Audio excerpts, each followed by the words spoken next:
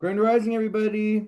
My hair is like, my hair is herring today. Let's wait for everyone to come in while I take a drink of water.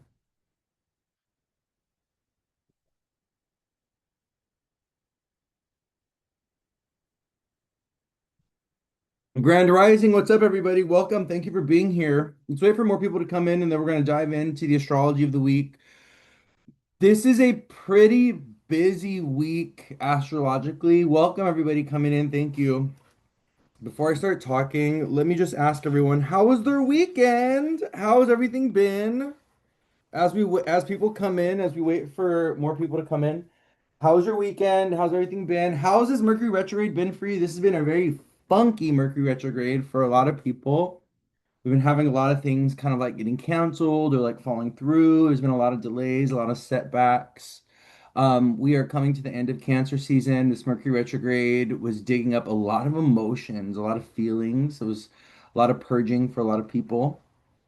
And we're going to talk about that today, the end of Mercury retrograde and what to expect as Mercury goes direct this week and starts moving forward. Okay, so we have some really exciting things to talk about with this upcoming Leo season.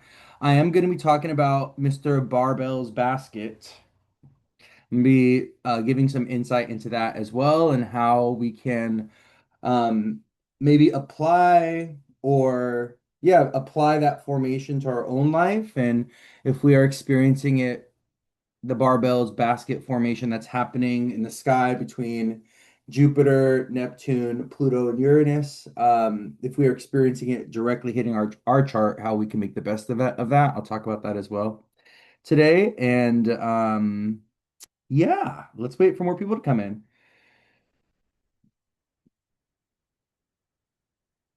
Let me just wave at people. Cleaned out your closet and drawers and it felt so good. That's wonderful. Love that for you. Hey Jay, love that for you. Love that for you. We got some more people in here. Awesome, awesome, awesome. Let's wait for more people to get the notification and then we'll dive in.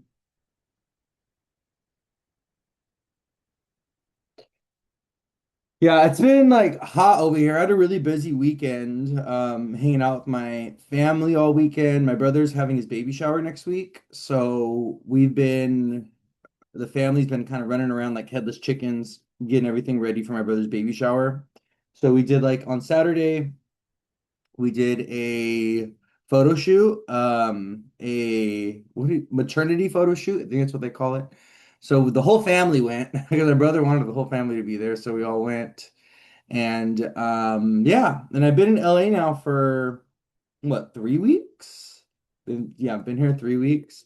I do miss having my own apartment. Definitely miss having my own space and not, not being interrupted by family and stuff like this. But it's been beautiful being back home. It's been beautiful being back with my family. The pros definitely outweigh the cons, and all that. So someone said they're locked in for the live. Hello. Oh, thank you. Love my hair. Appreciate that. Appreciate it. Appreciate it. Okay, well, we're about 4 minutes in. We got some more people coming in. So let's kind of dive in. Okay, we got more people here.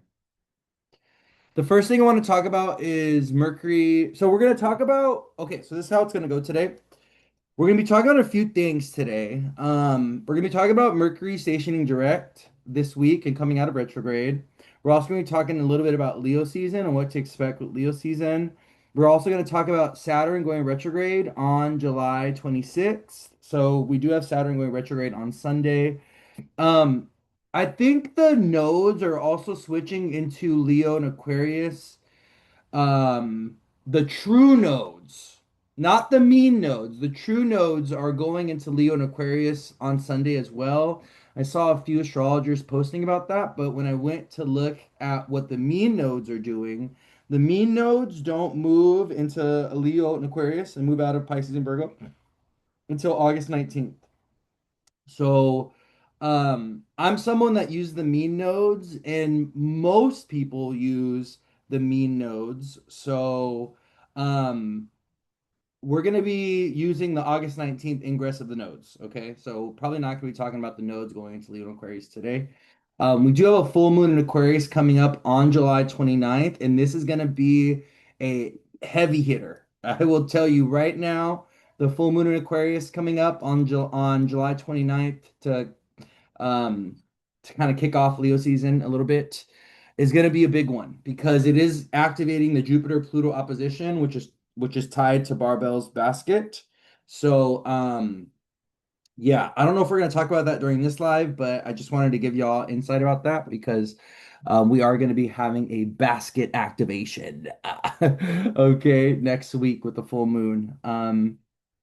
Okay, it looks like we got quite a few people here already, so let's kind of dive in. So the first thing we're going to talk about today, oh yeah, so Barbell's basket, Mercury going direct, Saturn going retrograde. I also want to talk about the Venus-Mars square. It hasn't perfected, but we're already feeling it.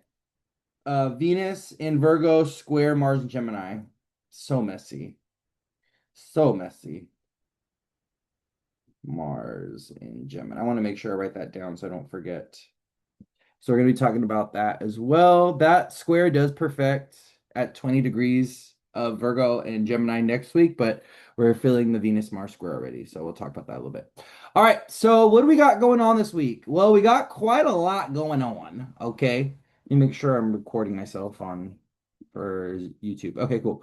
So the first thing that we got happening this week that is kind of monumental is the Mercury retrograde in Cancer going direct. So from the 23rd to the 24th, Mercury is going to station. So the 23rd is Thursday, Mercury stations, and he will be going direct on the 23rd, I believe. Let's see. It depends on where you're at in the world, but let's see. He's stationed and he is by the 24th, he is direct. Okay, perfect. Yes. So he does go direct on the 24th. It looks like he's stationed. He stations on the 23rd and then he goes direct fully by the 24th. So let's talk about this Mercury retrograde because this Mercury retrograde has been a little messier than let me do timestamps. Hold on. Mercury RX 7 minutes. Okay. It's been messier than usual because Mercury's retrograde in a water sign. And we always got to remember that Mercury, even though he does kind of good in Scorpio, and actually what's interesting about Mercury is he's actually known to function very well in the eighth house. He does really well in the eighth house and in Scorpio.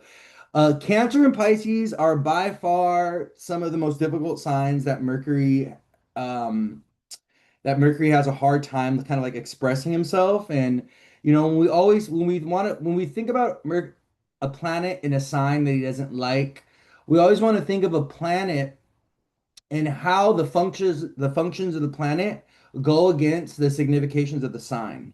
And one of the things I think that's where we can see that kind of conflict or tension between the sign of Cancer and planet Mercury is a very cerebral, mental, organized sign. Mercury has a lot to do with um, our day-to-day routines, our habits, the things that we do every day. Mercury is also the planet of functionality, right? And of self-improvement and refining things and detail-oriented work and things that are very cerebral, mental. Mercury rules over information, he's connected to science, he's connected to logic, right? He's connected to rationale or being a rational person, right? So Mercury's not a very sentimental, affectionate, emotional planet. He's more playful, he's more lighthearted, he's more unserious. He's not trying to fall in love. He's just trying to have fun and party and have a good time a lot of times. Same thing with Jupiter. Jupiter and Mercury have this in common. He's not like Saturn moon energy, like loyalty and family and like, our kids and all so Mercury, I think of Mercury in Cancer as kind of like the mother that could be a little irresponsible.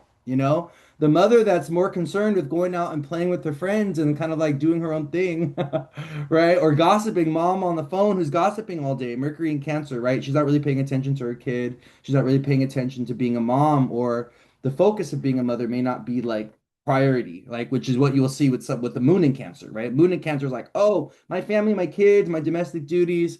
Mercury in Cancer is kind of like, I'll probably just be on the phone all day talking, to my girlfriends, and not really paying attention to the organization or the structure of uh family, and things like this. And so the reason why I want to share this is because this Mercury retrograde in Cancer has been very confusing for a lot of people.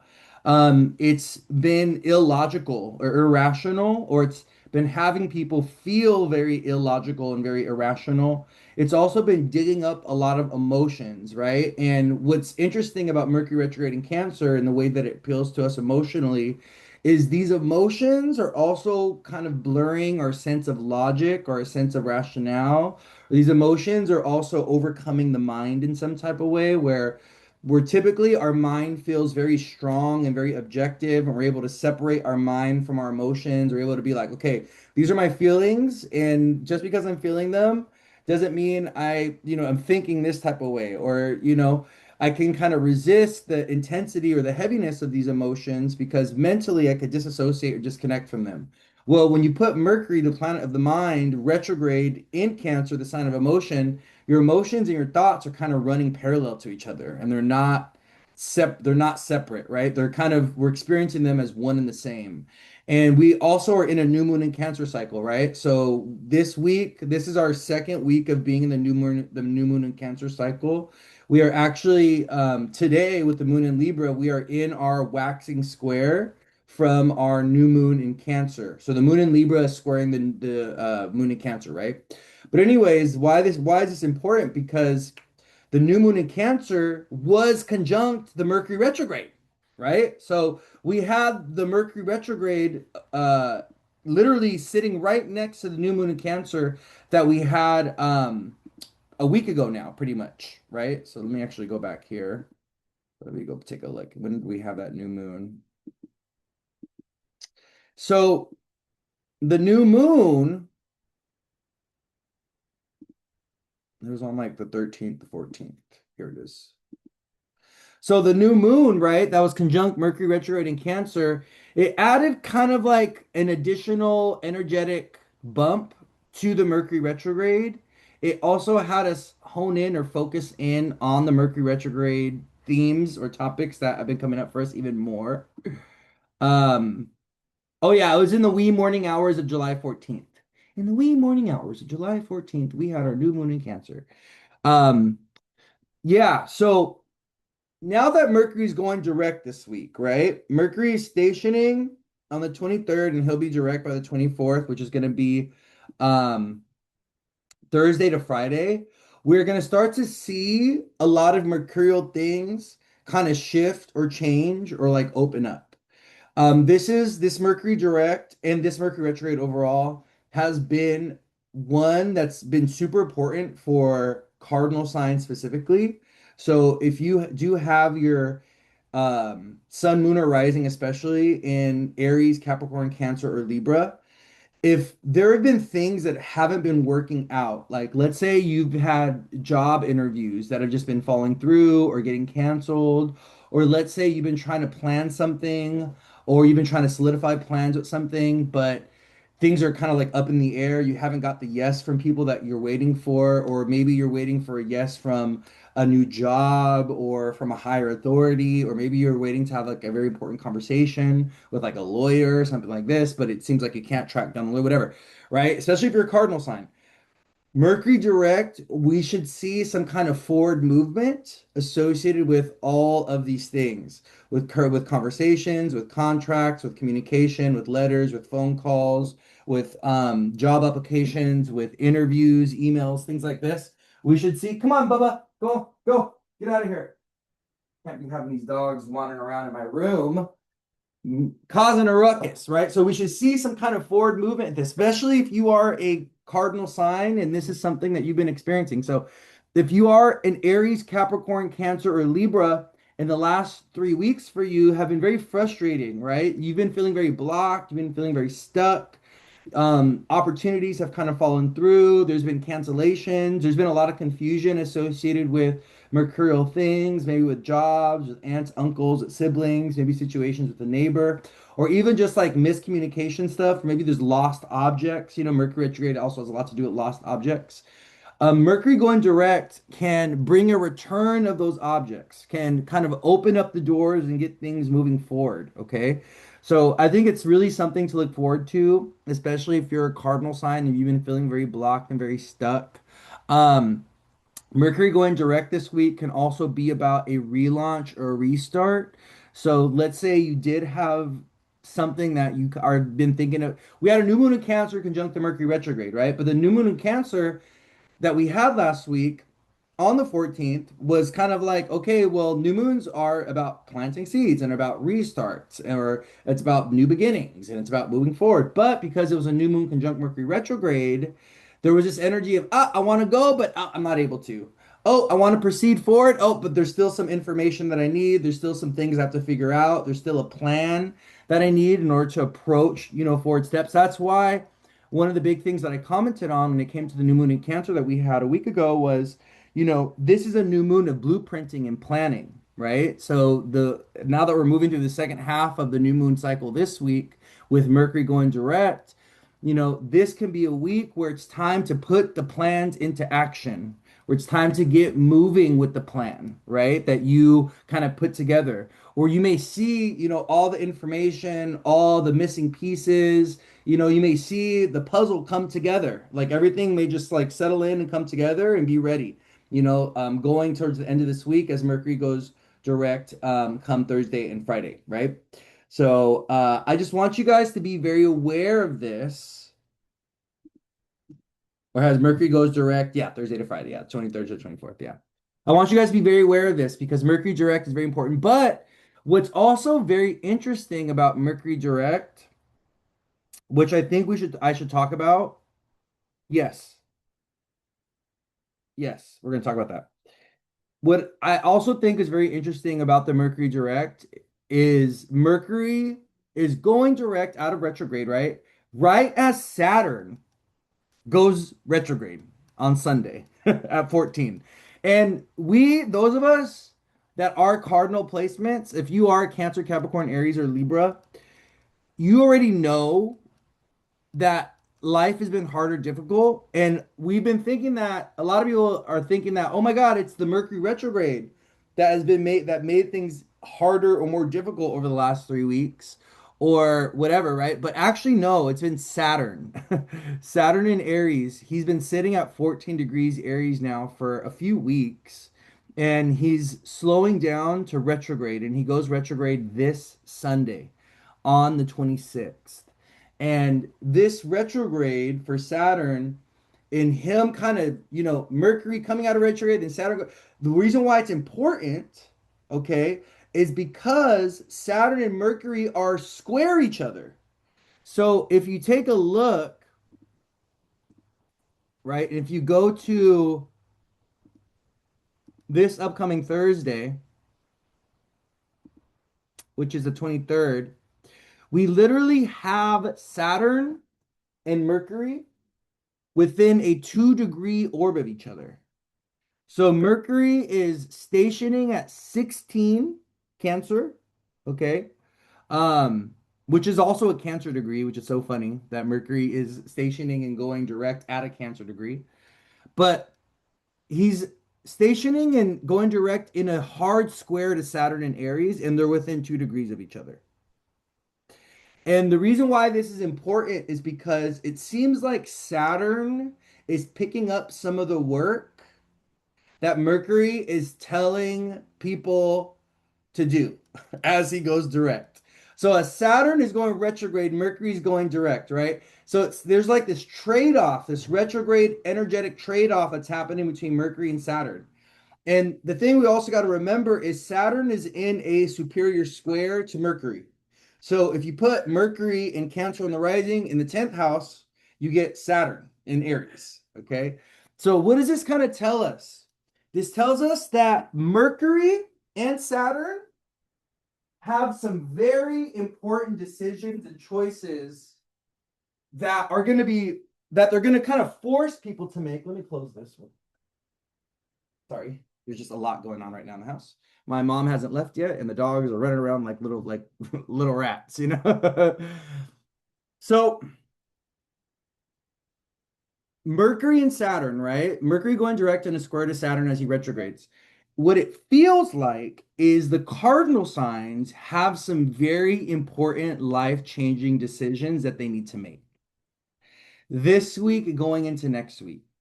And the cardinal signs with the Mercury retrograde, Saturn going retrograde, Mercury going direct this week, they have to think about if you are a Cancer, Capricorn, Aries, Libra, if you have your big three in these signs, or if you have key placements in these signs, if you have your North Node, if you have your Saturn in a cardinal, you have your Saturn in Aries, Libra, Capricorn, Cancer, and you're going through a Saturn square opposition or whatever, okay? This is important for you. Even if you have your Jupiter in a cardinal sign, it's important for you because what it feels like is the cardinal signs are having to make these really important foundational life-changing decisions that they are not able to wait on anymore. Or the cardinal part of your chart, especially the Aries Cancer houses, is demanding that we take action and that we make some very important choices and decisions associated with investment of time and energy in things, in contracts, in people, and relationships, in jobs. So this is looking like this testing is possibly looking like for many people, especially cardinal signs, having to rupture or release themselves or break themselves or free themselves from long-term contracts, commitments, obligations, relationships, career directions, things that are no longer serving them in terms of time. Like you're continuing to put time into this thing, and that time is going nowhere. That thing is aimless, is directionless. It depresses you. It makes you feel sad. It rejects you. It disappoints you. It's constantly failing you. There's no future with it. And what's very important is the cardinal signs, especially the cardinal side of our chart, right? What is cardinal energy about? What is cardinal energy about? It's about fresh starts. It's about new beginnings. The cardinal signs are literally about initiation. They're about opening the door. They're the first season or the first part of every season, right? So the cardinal signs, Aries, Capricorn, Cancer, and Libra, they initiate us into the season. They bring us forward into the season, right? And cardinal energy is very pioneering. Cardinal energy is very can be, it depends, it can be very kind of more about the individual, more about the self. That can very easily be argued though, because Cancer and Capricorn are not like that. They're very much about family and the other and responsibility and obligation to others and things like this. Libra is also like that as well. But well, the reason why I'm saying this is because Saturn is in Aries, right? Aries is a sign of what? Individuality, separation, individuation, right? Aries is a sign of the self, what I want, what I need, right? My desires, my passions, my individuality, my sexuality, my direction, right? That's what Aries is. Aries squares Cancer, which is the sign of the family, where Mercury is going direct, right? So the Mercury direct in Cancer this week, as Saturn is going retrograde, okay, is probably going to show some people that there's conflict or tension between demands of the family, emotional demands of the family, the emotional demands of being a mother or a father, the emotional demands of kids and children, our routines, our patterns, our habits with children and kids and family and all things Cancer, and how that comes into conflict or how that forms tension with our individual self, with our individual passions, our individual desires, the things that we may want. Mercury retrograde, Mercury going direct in a direct square to Saturn and Aries. And this may not be you. This could also be a husband that wants to individuate or separate themselves from the family. This could also be a child that we have that has gotten to a point to where they don't want to be a part of the family anymore, or they're rebelling against the family, or they want to individuate and separate themselves from their family to figure out who they are outside of their family identity, outside of the roles that they play with their family. So we need to be very aware of this energy. We're so used to making it about us and like, oh, what's about me? And oh, how does this apply to me? No, you also need to take a look at how this could be happening around you with other family members, with possible friendships, or even with jobs and coworkers and bosses and stuff, right? Like you also got to think like this energy of Saturn going retrograde in Aries, it's like, okay, where do you need to reclaim power in your life? Where do you need to reclaim personal authority? Where do you need to do your own thing? And where do you need to do it independently, right? And how sometimes, how is going your own path, forging your own way, being independent, being a pioneer, Aries, how is doing your own thing also come into conflict with family, with the past, with your mother, with your kids, with the expectations of the family? This is why Cancer and Aries square each other. In this Saturn retrograde, Saturn going retrograde this Sunday, right? As Mercury goes direct and as they're squaring each other, this can be a very clear point of conflict or point of tension that shows up in our life this week, especially if you are a cardinal person. If you have a lot of Cancer, Capricorn, Aries, or Libra in your chart, this Mercury going direct will be most beneficial for water signs. If you have your sun, moon, or rising in Cancer, Pisces, or Scorpio, this Mercury going direct is going to be most beneficial for you because if you're a Pisces or Scorpio, it's going to be trining you. And if you're a Cancer, it's in a conjunction with you, right? It's happening, it's going direct in your sign. So, if you are a water sign, I think this is going to be most beneficial for you guys. If you're an earth sign, Mercury direct is going to impact your relationship life. Thought I'd end up with Sean, but it wasn't a match, right? I'm thinking about Ariana Grande getting back with Ricky. Because why? She's a Capricorn rising in Mercury retrograde in Cancer in her seventh house of partnership, where she has Mercury, by the way. So Ariana Grande literally has Mercury in Cancer in the seventh house of partnership. Mercury retrograde in Cancer in her seventh house. And because she's a Capricorn rising, she went back to Ricky, right?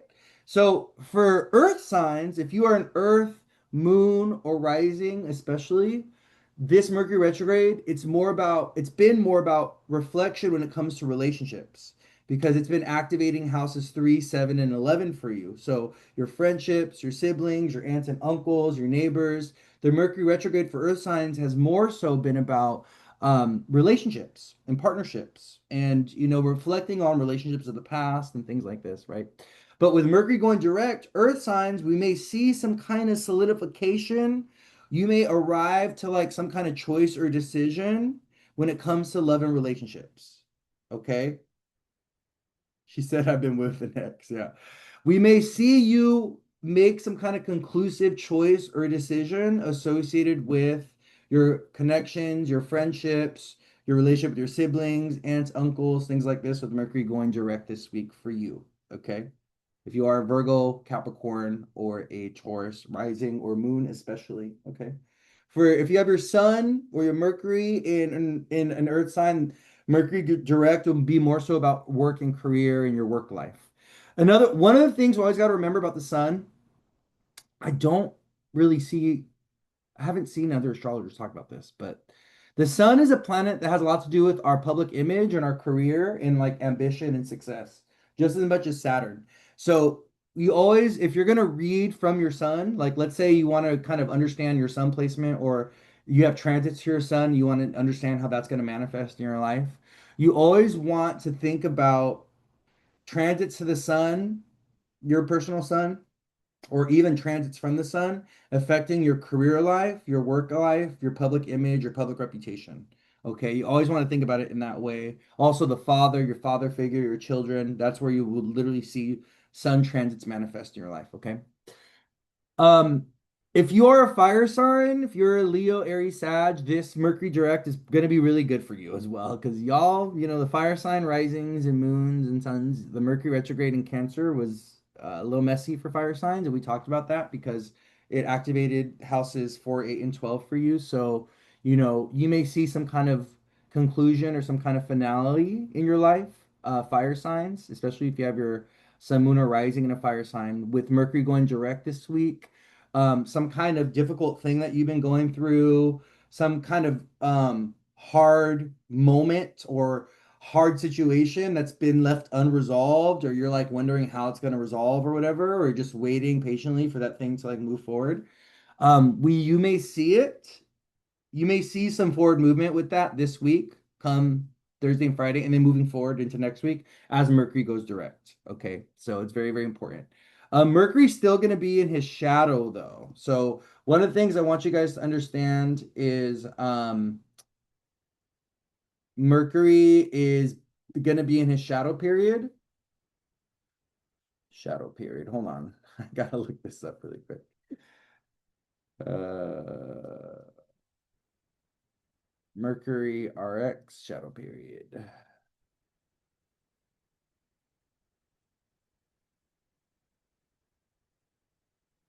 July 23rd. Yeah, he's still gonna be in his shadow period until the middle of August. It looks like around August 13th to the 14th. So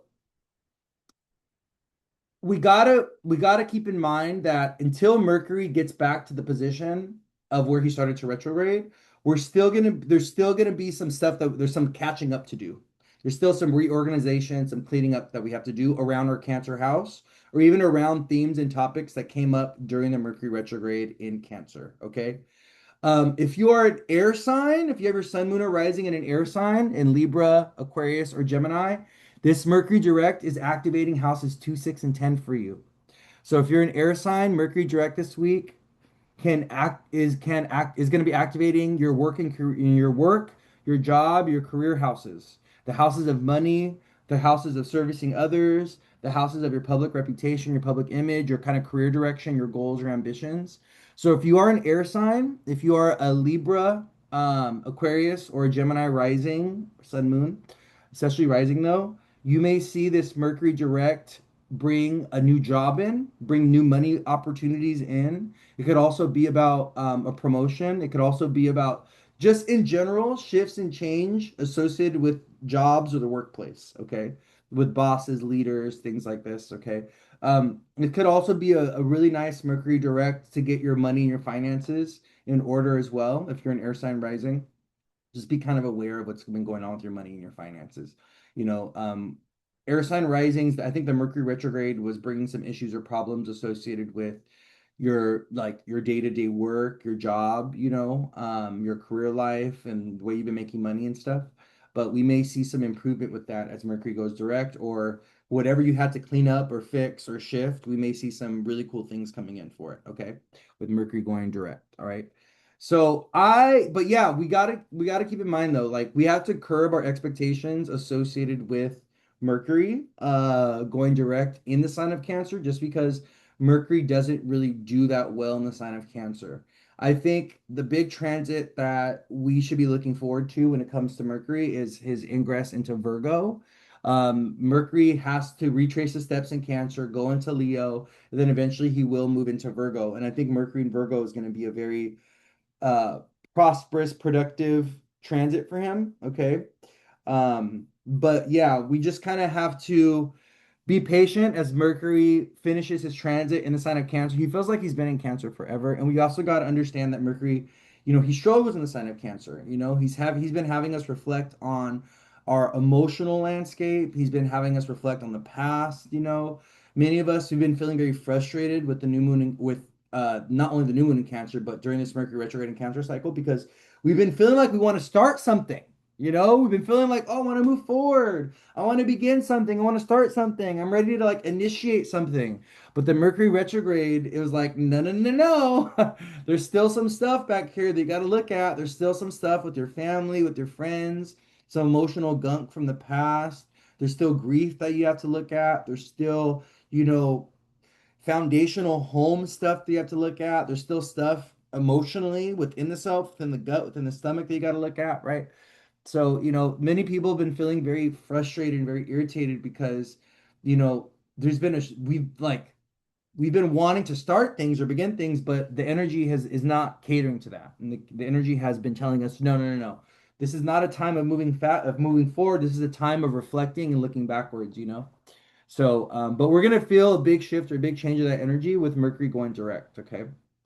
This week on from Thursday to Friday, all right?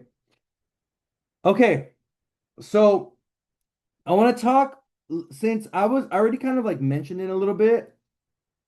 Let's talk about 35 minutes. Let's talk about Saturn retrograde.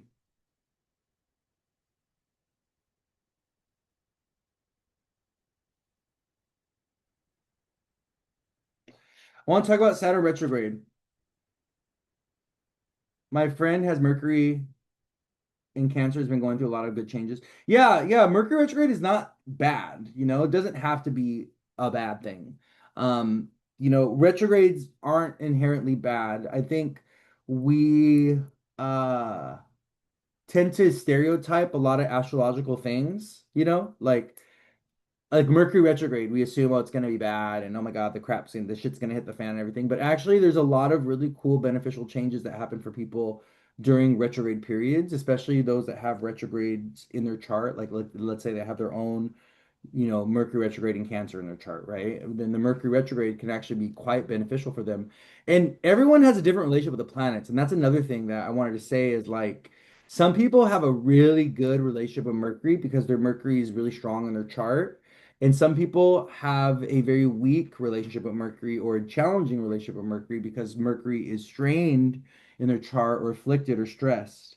So when the collective experiences a retrograde, the person with a very strongly placed Mercury is going to benefit from that Mercury retrograde, where the person who has more of afflicted or a challenged relationship with Mercury is going to experience more challenges and difficulty when Mercury goes retrograde. And not every retrograde is the same. Every retrograde is different, right?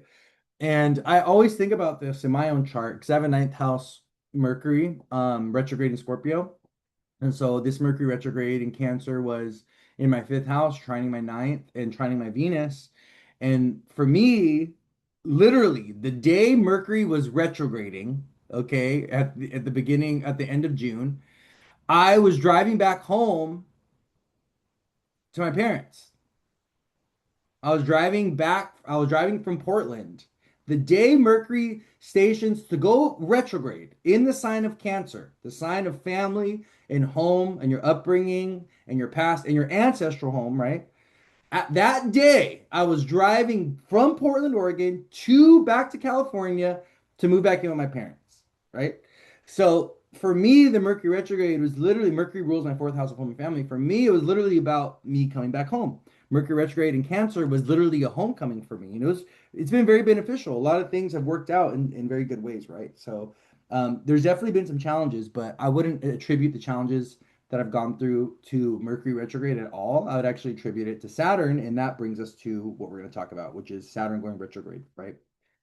So, Saturn retrograde. Okay, let's talk about retrogrades in general.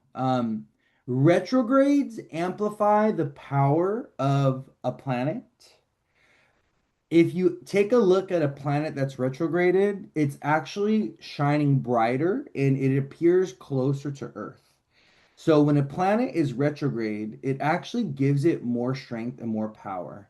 And you will also see this in people's birth charts. People that have retrograde planets in the birth chart, especially if their planet was just stationing to retrograde or come out of retrograde, that planet will carry a lot of power, a lot of gravitational force.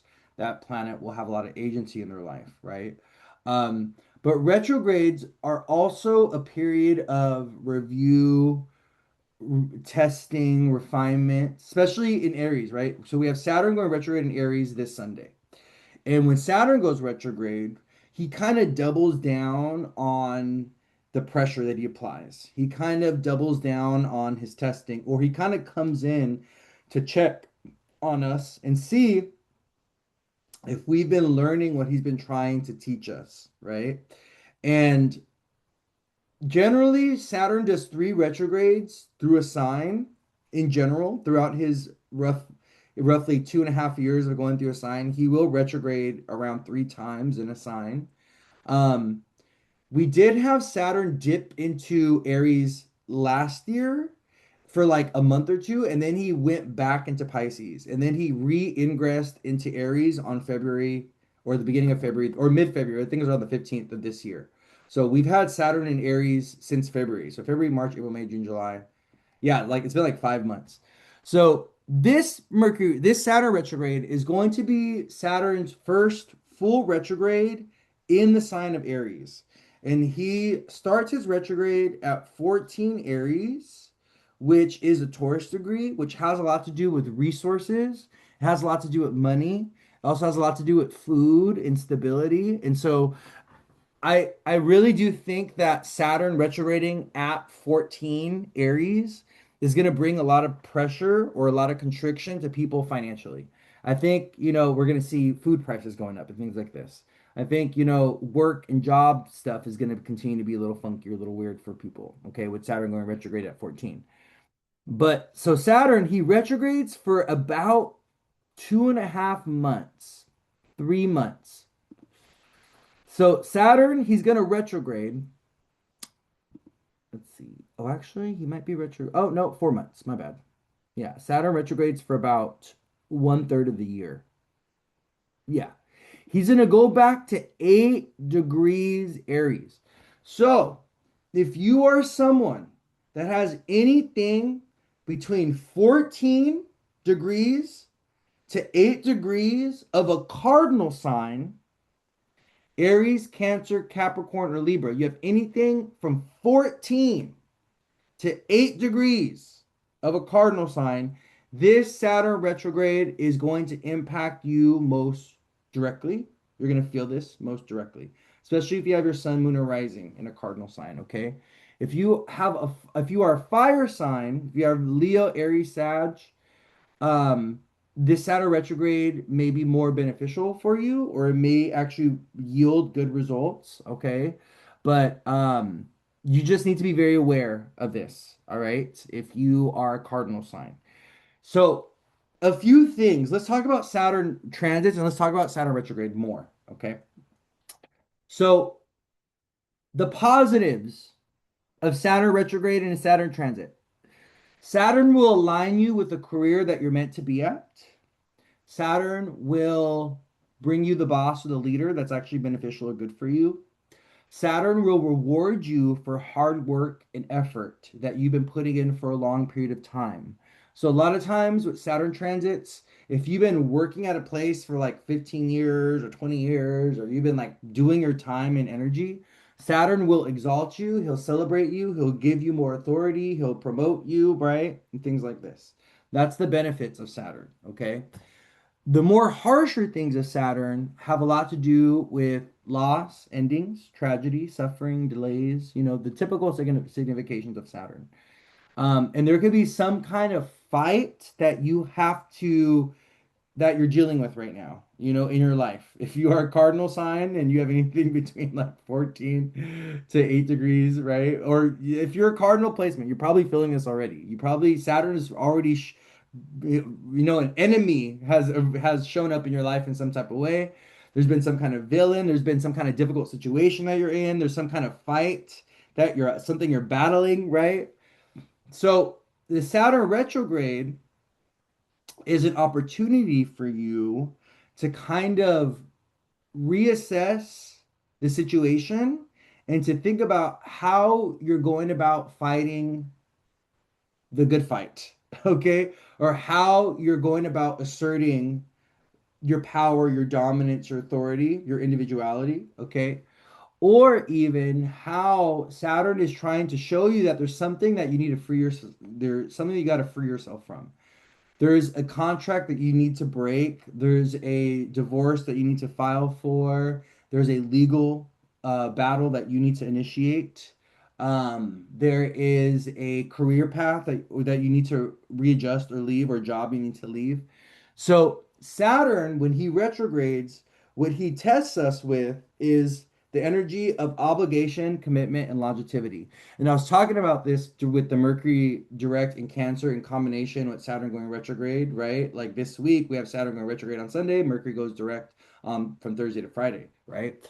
Um, is the rupturing of contracts and the rupturing of commitments and the liberation and the freeing ourselves from things that are wasting our time or that are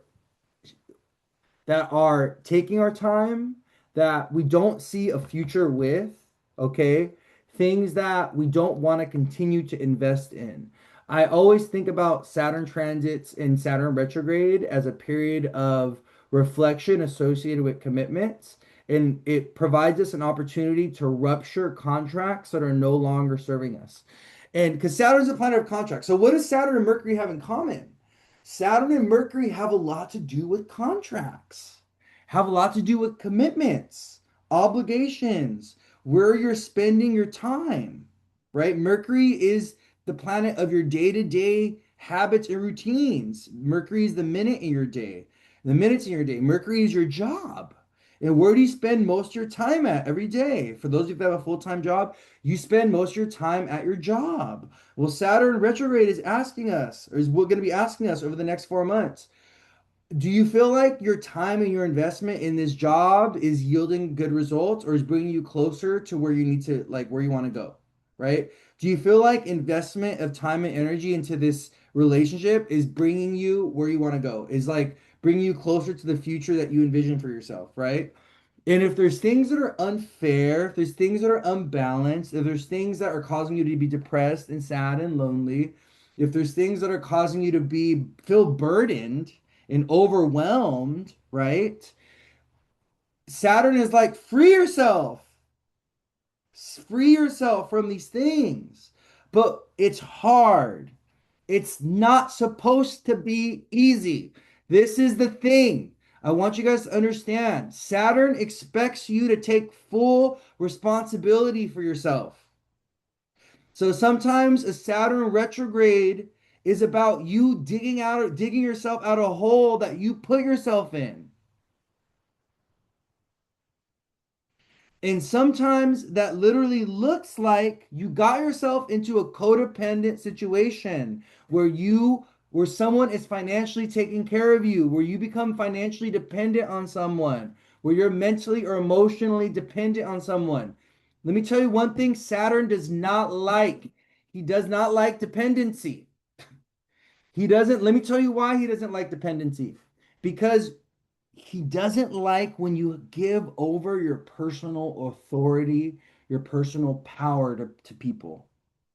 Saturn resents when you have no agency in your life, when you give over your responsibilities, your obligations, your autonomy, your personal individual self, your individual power. When you give it over to a relationship, to a job, to a boss, to a parent, when you are letting other people dictate your life and you're not taking personal responsibility for your life or yourself, Saturn is going to smack you. Okay? He's going to make you suffer. He's going to make you struggle. He's going to make you feel like a prisoner to your situation. But let me tell you something. Most of the time, you are the one that got yourself into the situation. Saturn rules over prisons. Saturn rules over loss of personal power and authority in our life. This is why Saturn has a lot to do with situations where we lose agency, we lose freedom. When you get to jail, you're what? You have no freedom. So karmic situations, karmic relationships, karmic jobs, whatever, the price that we pay for them is a loss of freedom, a loss of agency, a loss of autonomy, right? We get put into a prison. We end up putting ourselves in situations that become prison-like, that feel like a prison. A relationship feels like a prison. A job feels like a prison. A living situation feels like a prison. Your, family situation experience feels like a prison. Saturn things, right? So what does he expect us to do? He expects us to take full responsibility for ourselves by putting in the work to liberate and free ourselves from that situation. And a lot of times it's all about putting together a plan. It's all about putting in the time, learning what you need to learn, doing what you need to do to free yourself. I think about the prisoners that go to jail unfairly, where they were like pinned for a crime they didn't commit, right? And then when they're in jail, they literally start studying law, they become a lawyer, and then they go to court and they fight for themselves in court as they've been in prison for the last 8 years, 10 year, whatever, right? And they free themselves. They become a lawyer in prison to free themselves and argue and advocate for themselves in court. There are many prisoners that have done this. And they put in that time when they were in prison, they put in that time, 4 years, six or whatever, to get the law degree, right? So that they can take themselves to court to free themselves. It's all about personal responsibility. It's all about what are you willing to do? How hard are you willing to work? And where do you have agency and how can you use that agency to liberate the self, right?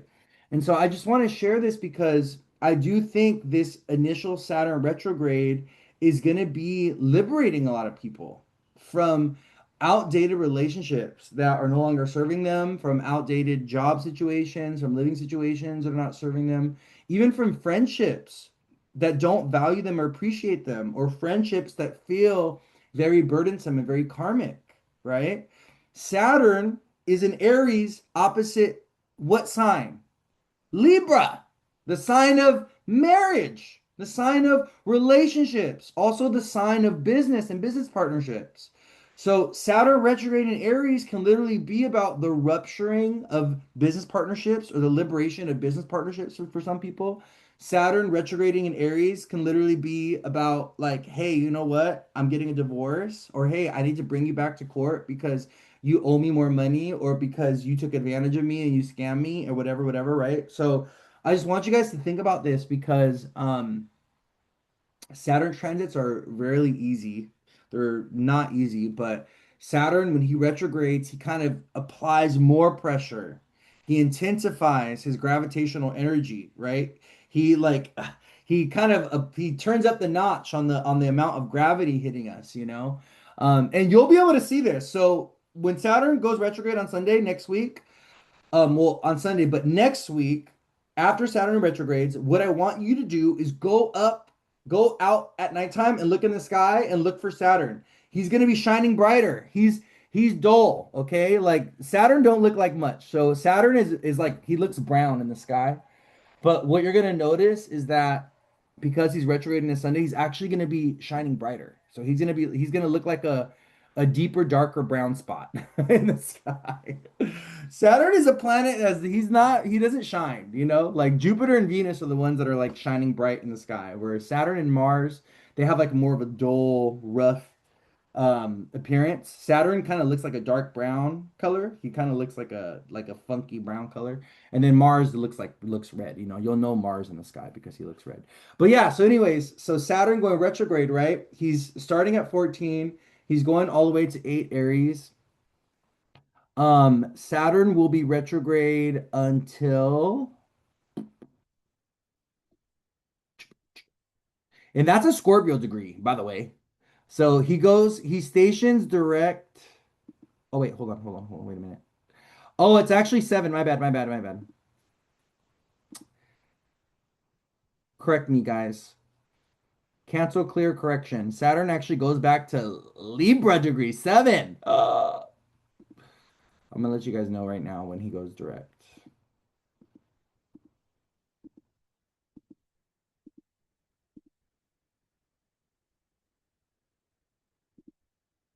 So, okay, he goes direct on December 11th to the 12th. On December 12th, he goes direct. Is it actually on the 11th though? Let me see. Hold on. Yeah, it's the 11th. So December 11th, Friday, December 11th. Wow. So Saturn's going to be retrograde. Rest of July, August, September, October, November. 4 months. Saturn's retrograde. He's starting at 14 Aries and he's going all the way back to 7 Aries. He just like barely goes to seven and then he goes direct. So that's why I was like overlooking the seventh degree. But 7 degrees is Libra, relationships, partnerships. Okay. So I just want you guys to be mindful of the Saturn retrograde because Saturn is coming in to check on the cardinal signs to see if you are Capricorn, Cancer, Aries, Libra. Have you been learning your lessons? Okay. And I just want to be very, very honest with you guys when it comes to Saturn transits, very honest. Saturn brings tragedy, loss. Saturn brings death and endings. Saturn brings suffering. And a lot of times, Saturn transits, especially to the sun and the moon, can look like your parents having health issues or family members having health issues or getting hospitalized or losing jobs or things like this. So I just want you, I'm going to be very real. I'm going to be very honest with you guys because, a lot of times we can foresee hardship associated with Saturn transits. And if we are using astrology appropriately, and if we are staying in the know when it comes to our transits, we can foresee and prepare for something that can be very difficult and very hard because life is already showing us the inclinations of that particular thing, right? So let's say you have Saturn coming into an opposition with your sun. You are already seeing that you don't like your boss. Your boss, because the sun is our boss, right? The boss at your job you do not like. They pick on you, they bully you, whatever, they're targeting you, whatever. So you see, let's say you have your sun in Libra, you see Saturn coming into an opposition of your with your sun. Okay, you see it coming.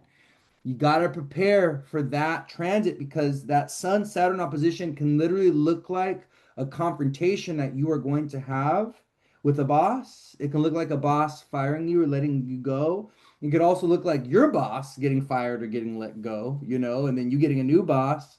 But it could also look like an attack on your character from the boss. It can look like a bad review as well. Like you get a bad review from your boss and it affects your career and your perception with others of the job as well, right? Because the sun, like I was saying earlier, the sun has a lot to do with our public perception and the way people see us in the public eye, right? So if you see that Saturn transit coming to your sun and you already are having issues at the job with the boss, then you can anticipate, okay, well, this can literally look like me getting fired, or this can look like a fallout with that boss. So let me start preparing myself. Let me just kind of maybe get a second job in line and let me start looking for something else just in case, or even do like a lateral move inside the company just in case that Saturn transit manifests as some kind of hardship or loss or some kind of like situation of me getting fired. Especially if you have that Saturn transit in combination with like a Mars transit.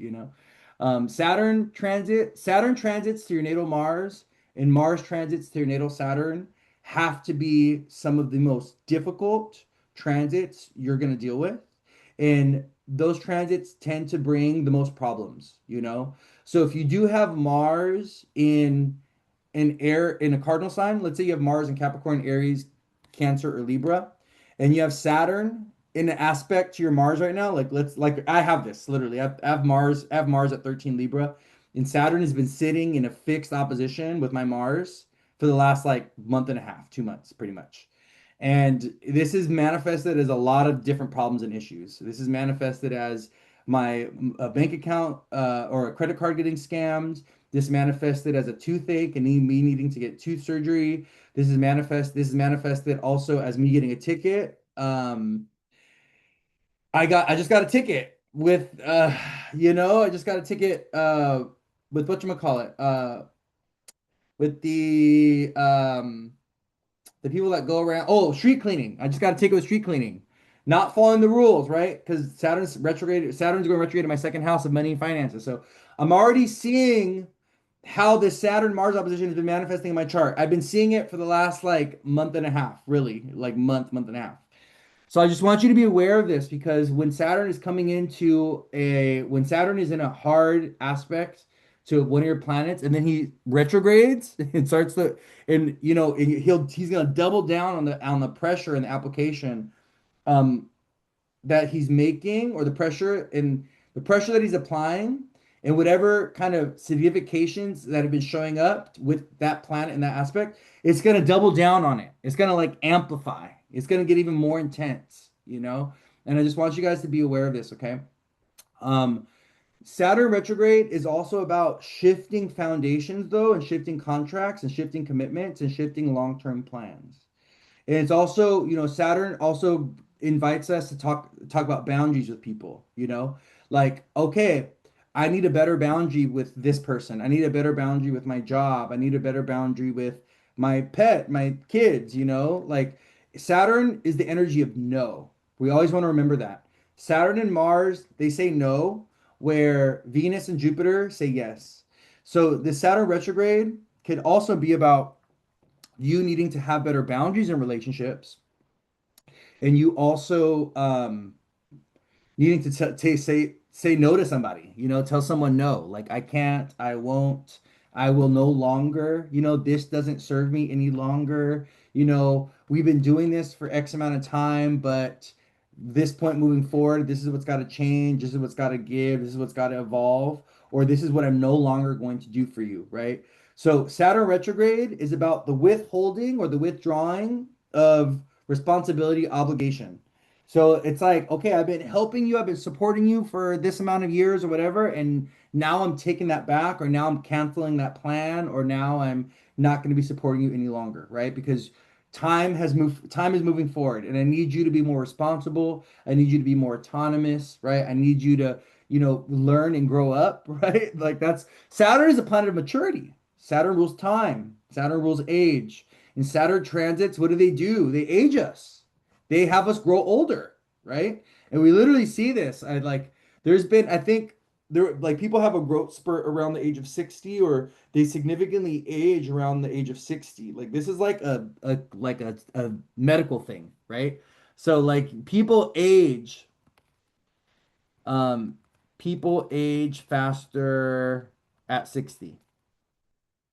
It's this has been like, yeah, research backs this up. Aging isn't a slow, steady process.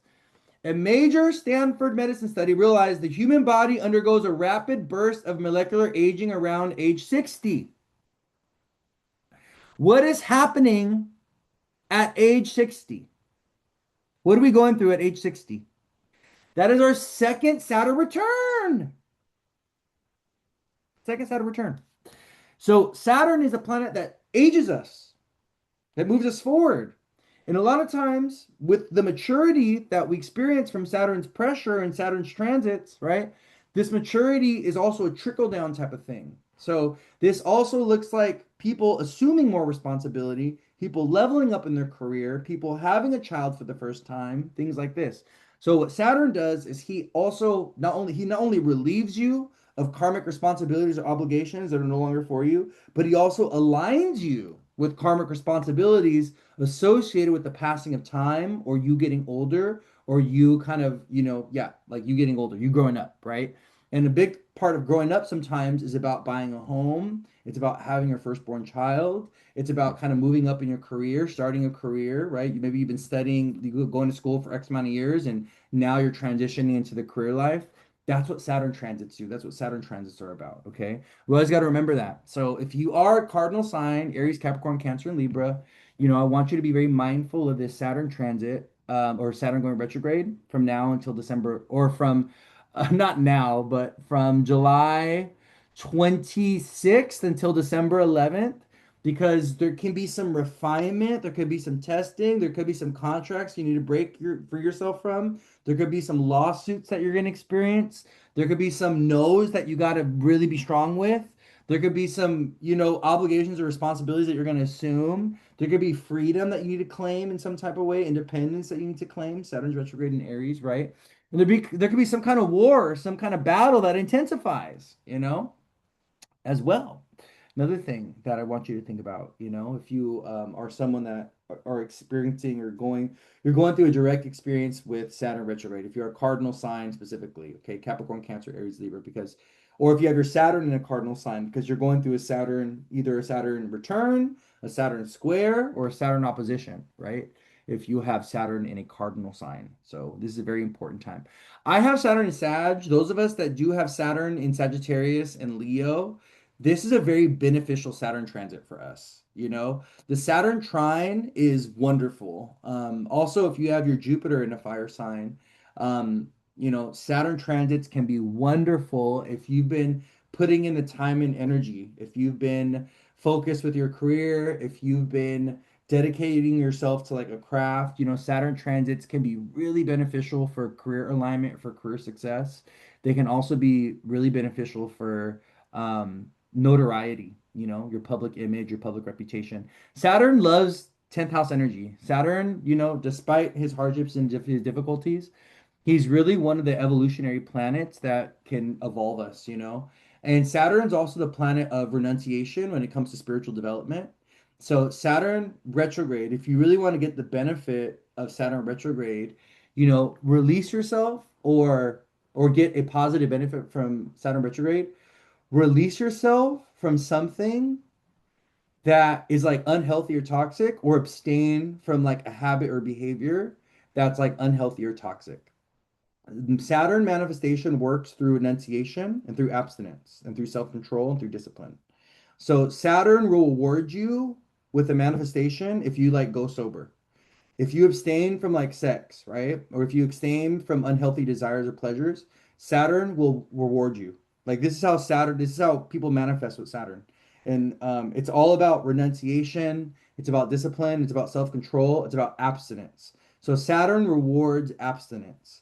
And if you are thinking like, hey, there's something you've been wanting to abstain from, or there's something you want to go sober from, or there's a habit or behavior, something that you want to release or renunciate, this Saturn retrograde coming up on Sunday will be a beautiful time to initiate that or to like start that, especially in combination with Mercury going direct and Saturn going retrograde, right? Like Saturn being retrograde will also intensify Saturnian themes and energies.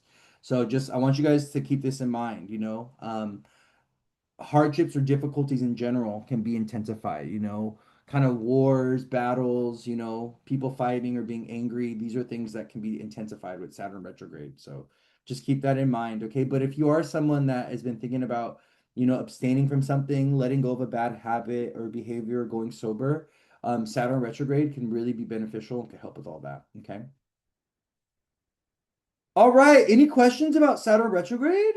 Um, we talked about Mercury retrograde and we talked about Saturn retrograde. We talked about Mercury going direct. So we've been here for about an hour. So those are definitely two things that I really wanted to cover. Uh, okay, 6 7 minutes. Let's talk about the next thing.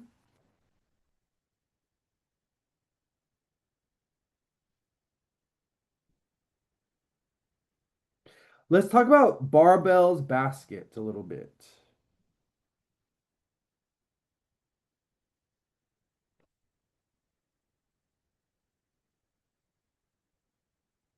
Yeah, I'll be posting timestamps. They'll be on YouTube. I didn't post timestamps last week because I was finding it hard making it through my own live. I think I should start paying someone to do my timestamps and to go through my content and do like timestamps for it because doing it myself, I was like, oh my God, I'm like trying to get through my like 2 hour live. And I'm like, my ADD was just I just couldn't get through my live and I couldn't do the timestamp. So but I'm gonna do them this week. Okay, I'm gonna do them today. I promise. I promise. I promise. But let's talk about Barbell's basket. Um, this is a okay. Let me just like let me speak to this. Okay, let me like speak to this. There are a few things. So who is Barbault, right? Who is Andres Barbault? So he was a French astrologer. He actually passed away, I believe, in um 2018 or 2019.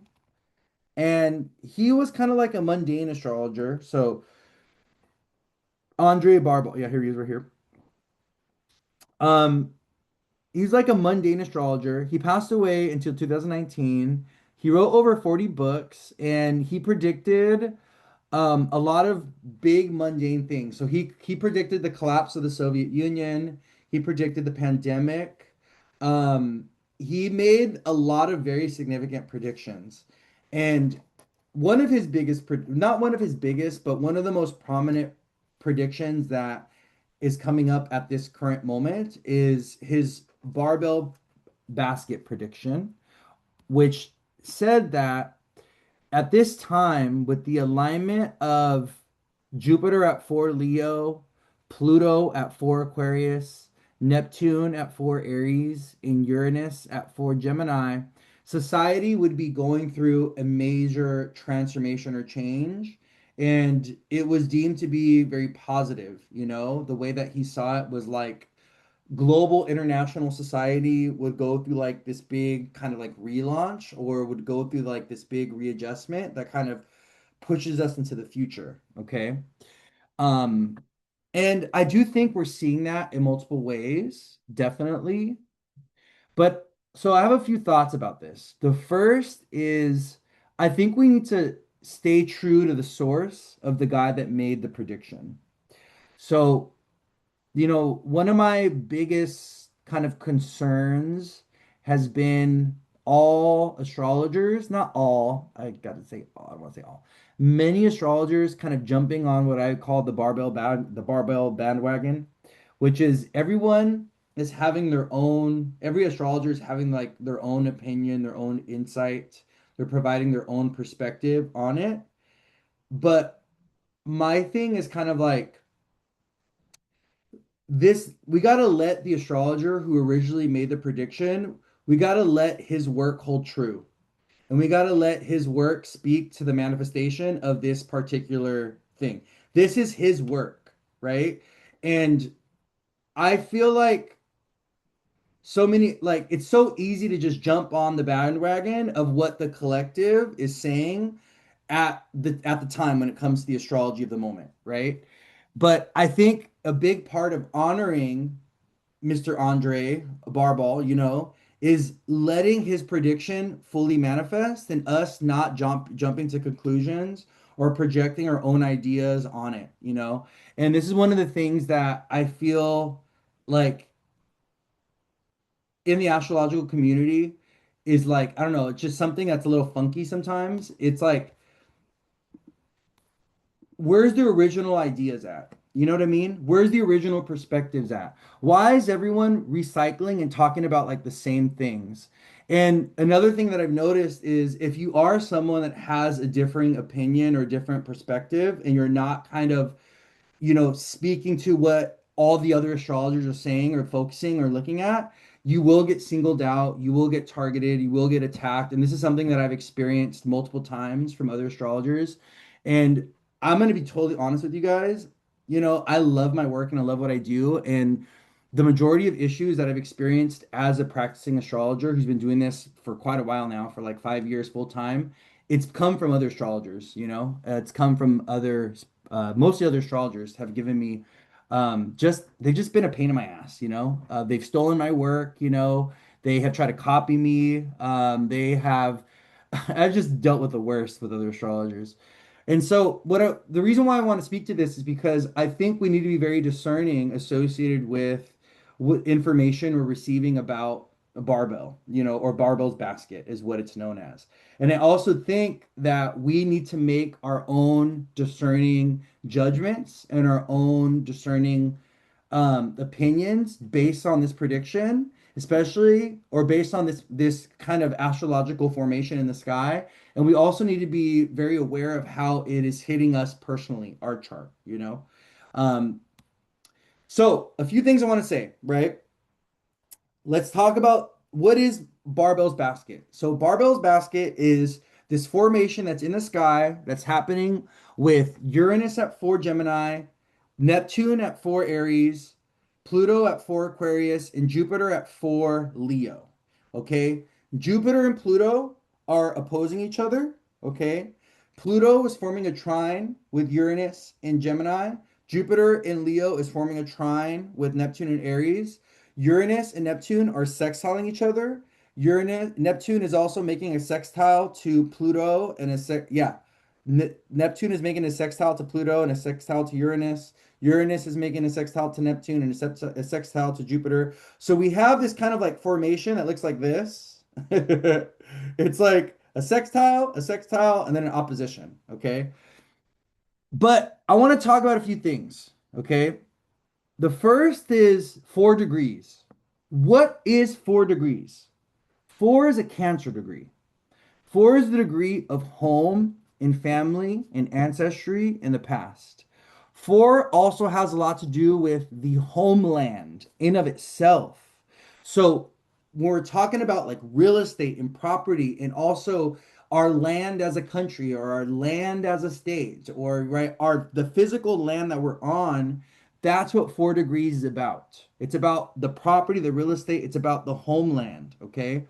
And with this kind of accumulation of energy at 4 degrees, with these planets sitting at 4 degrees, what I'm kind of seeing this as is attacks on the homeland in various ways, or people being disenfranchised from their homeland, okay? Or the homeland becoming a point of contention, a point of conflict, especially homeland associated with identity. How do we identify with home, right? What is our cultural identity? What is the cultural identity of a country, of a city, of a community, right? And I think this is something that we're really seeing in the United States specifically. The United States has a broken sense of identity. The United States does not have a shared, unified cultural identity or ethnic identity. The United States is an accumulation of foreigners, right? It's a Sag rising. We can literally see that in the way the United States chart is built, right? It has a moon in Aquarius with a Sag rising. So it's like literally a nation of strangers, a nation of foreigners. That's literally what the United States is.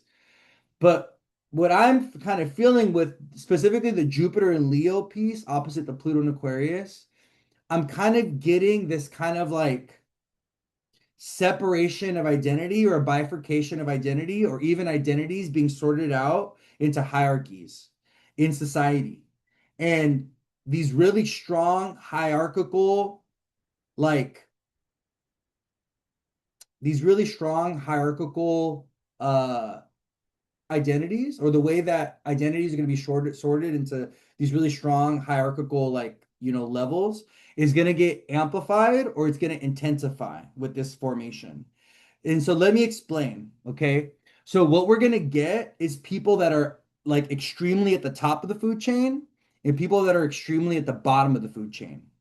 And so with Jupiter and Leo opposite Pluto and Aquarius, we're going to see like extreme wealth. Like the wealthier are going to get even more wealthy. And the wealthier are going to become more of an oligarchy. And the wealthy are going to really be kind of just putting their power on display in a very overt way. We're already seeing it, but it's going to intensify and it's going to get worse. Okay. On top of that, we're going to see an intensification of those who are on the bottom of society and kind of like those who get neglected or abused that don't have agency or authority or power or voice over their life. And we're already seeing this, and this is going to intensify even more. So when it comes to immigration or people or immigrants, when it comes to women, when it comes to children, when it comes to LGBT people, when it comes to people of color, when it comes to animals, we're going to see more abuse and more neglect and more disempowerment with these particular populations as they get thrown into the lower stratosphere of extremes when it comes to social hierarchy, right? So it's like the rich, the powerful, right? The privileged, even those that have a delusion around identity and okay, because I'm this type of person, or because I look like this, or because my skin color is like this, or because I'm this gender, I have more power, I have more agency, I have more authority, I have more success, I have more privilege, whatever. We're going to see that intensify. And we're also going to see those that are disenfranchised because of it. We're going to see that intensify. Okay. Jupiter opposite Pluto as part of this formation is this battle between righteousness and this battle between like these two powerful gods. You know, Jupiter is Zeus and Pluto is Hades. And when Zeus and Hades go to war and fight each other, they cause a lot of destruction. I want you guys to think about any movie that you've seen where the Titans are marching on Mount Olympus, right? Or any movie where you've seen Hades rebelling and, revolting and trying and going to war and waging war and releasing the Titans from hell and, sending them to march upon Mount Olympus, right? I want you to think about the amount of destruction, the amount of chaos that is present in these movies where you have the gods fighting or the gods battling or two particular gods fighting each other, right? Mount Olympus just gets totally destroyed usually in these movies, right? Like we literally hell gets released and it's like being, let out upon earth and stuff like this, or let out upon, the holy realms.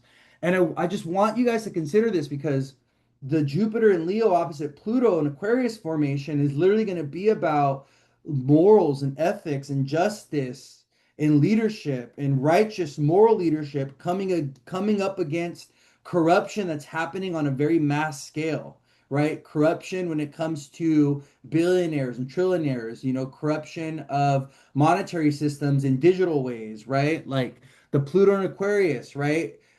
Millionaires or billionaires, using electronics to manipulate voting outcomes, to influence elections, right? Going behind like oligarchs coming together, right? These really powerful people coming together to try to shape society, try to disempower the masses, things like this. This is what we're talking about with Jupiter and Leo opposite Pluto and Aquarius, right? Jupiter and Leo, the Pope literally did an acclamation or he released a long statement where he was like, AI needs to be incorporated into humanity in a moral, ethical way. AI cannot just come in to replace human beings, right? The Pope literally made a proclamation about this. Jupiter is the planet of religious leaders, the planet of the Pope, the planet of, deacons, the planet of, the righteous, the moral, the ethical, the spiritual leaders, right? So I really do think that the Jupiter opposite Pluto piece of this is going to be the most intense, the most malefic, and the most challenging when it comes to the barbell's formation. Okay. It's going to be very difficult, very hard. The Jupiter opposite Pluto. If you have anything around 4 degrees, like me, I have a 4 degree sun in Scorpio. So the Jupiter Pluto is directly squaring my sun. Also, Neptune in Aries and Uranus in Gemini. I'm experiencing a quincunx to my sun Mercury conjunction in Scorpio from Uranus and Neptune. This is looking like a yacht in my chart, but I'm going to be honest with you guys. Yachts in practice, no bueno. Okay. Quincunxes are not fun transits or they're not fun aspects. They aren't fruitful aspects. Quincunxes tend to bring illness or struggle. They also they tend to bring infection and illness. I really, as someone who practices medical astrology, I've noticed mostly the detrimental effects of quincunxes when it comes to health, when it comes to medical astrology.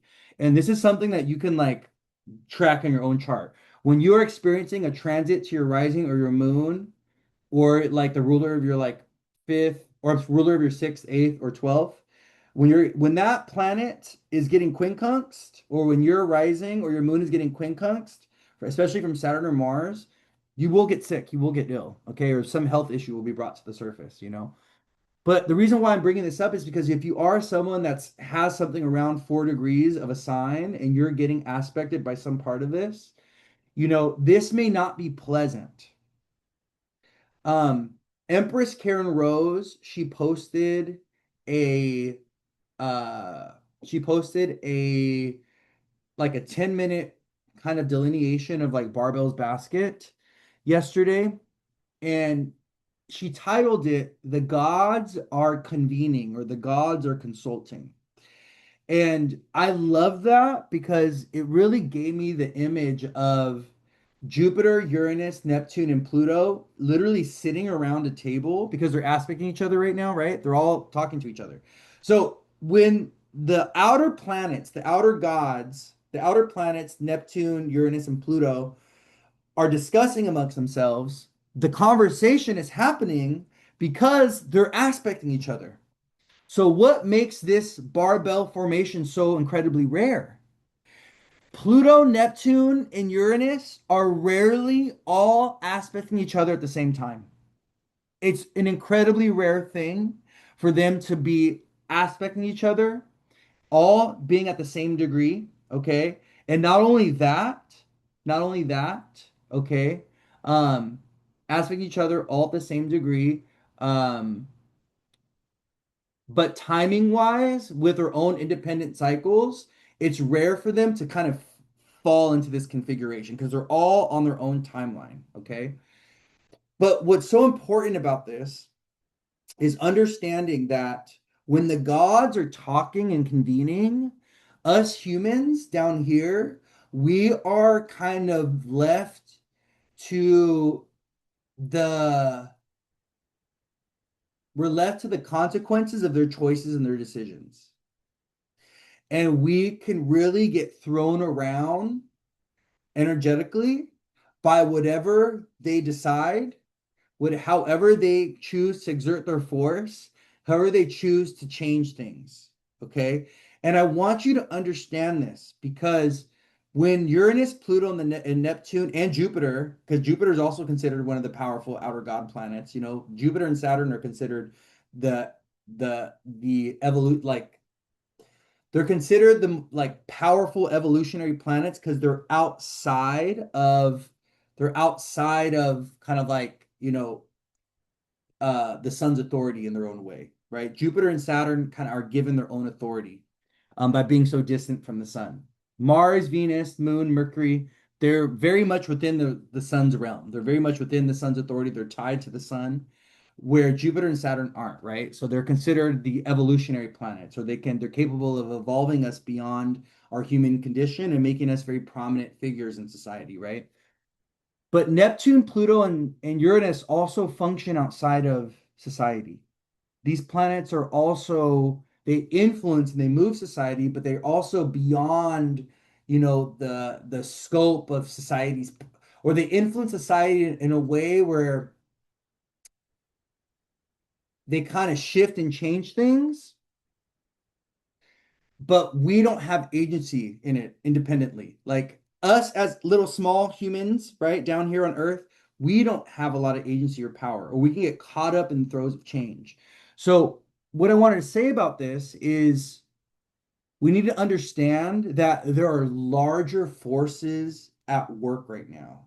And what Barbault's basket is really trying to tell us is that these bigger planets, they're all talking to each other and they're evolving things or they're moving things in a way that personally in our own life we can feel is very out of control or is very forced or we're getting caught in the throes of the transformation and the change. Okay.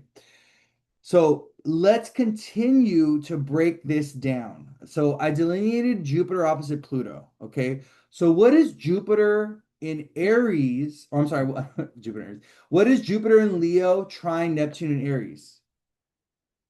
What is Jupiter in Leo sextile Uranus and Aquarius? Or I'm sorry, Uranus and Gemini. I'm just like, let me drink some water real quick. Let me go get a banana. Hold on. I need to like re-up energy wise. I need some B12 or something. Give me a second. Let me get a banana. My brain is like going elsewhere.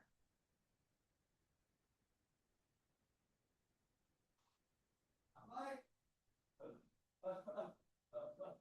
I need some I need some energy. I need my mind to be working a little bit better right now. So let me just go get a banana real quick. I have like all these like concepts in my head that I'm trying to like organize, and I'm like, my stomach is like, "Brr, brr, brr, brr." Okay, all right, let's do this again. So, what is Jupiter sextile Uranus? This is people having extreme beliefs, beliefs that are irrational, beliefs that don't make sense, beliefs that are very opinionated and that go against the grain, very selfish, self absorbed beliefs.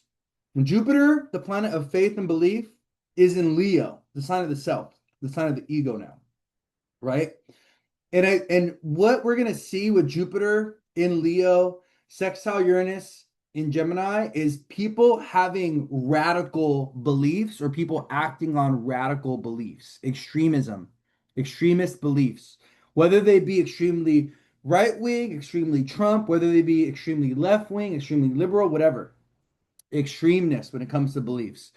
Jupiter trine Neptune is delusional beliefs, beliefs that are based off of power, off of authority, off of, feelings of injustice or unfairness, right? I believe this because these people are taking all my whatever, whatever. I believe this around these people because these people are all blah, blah, blah, right?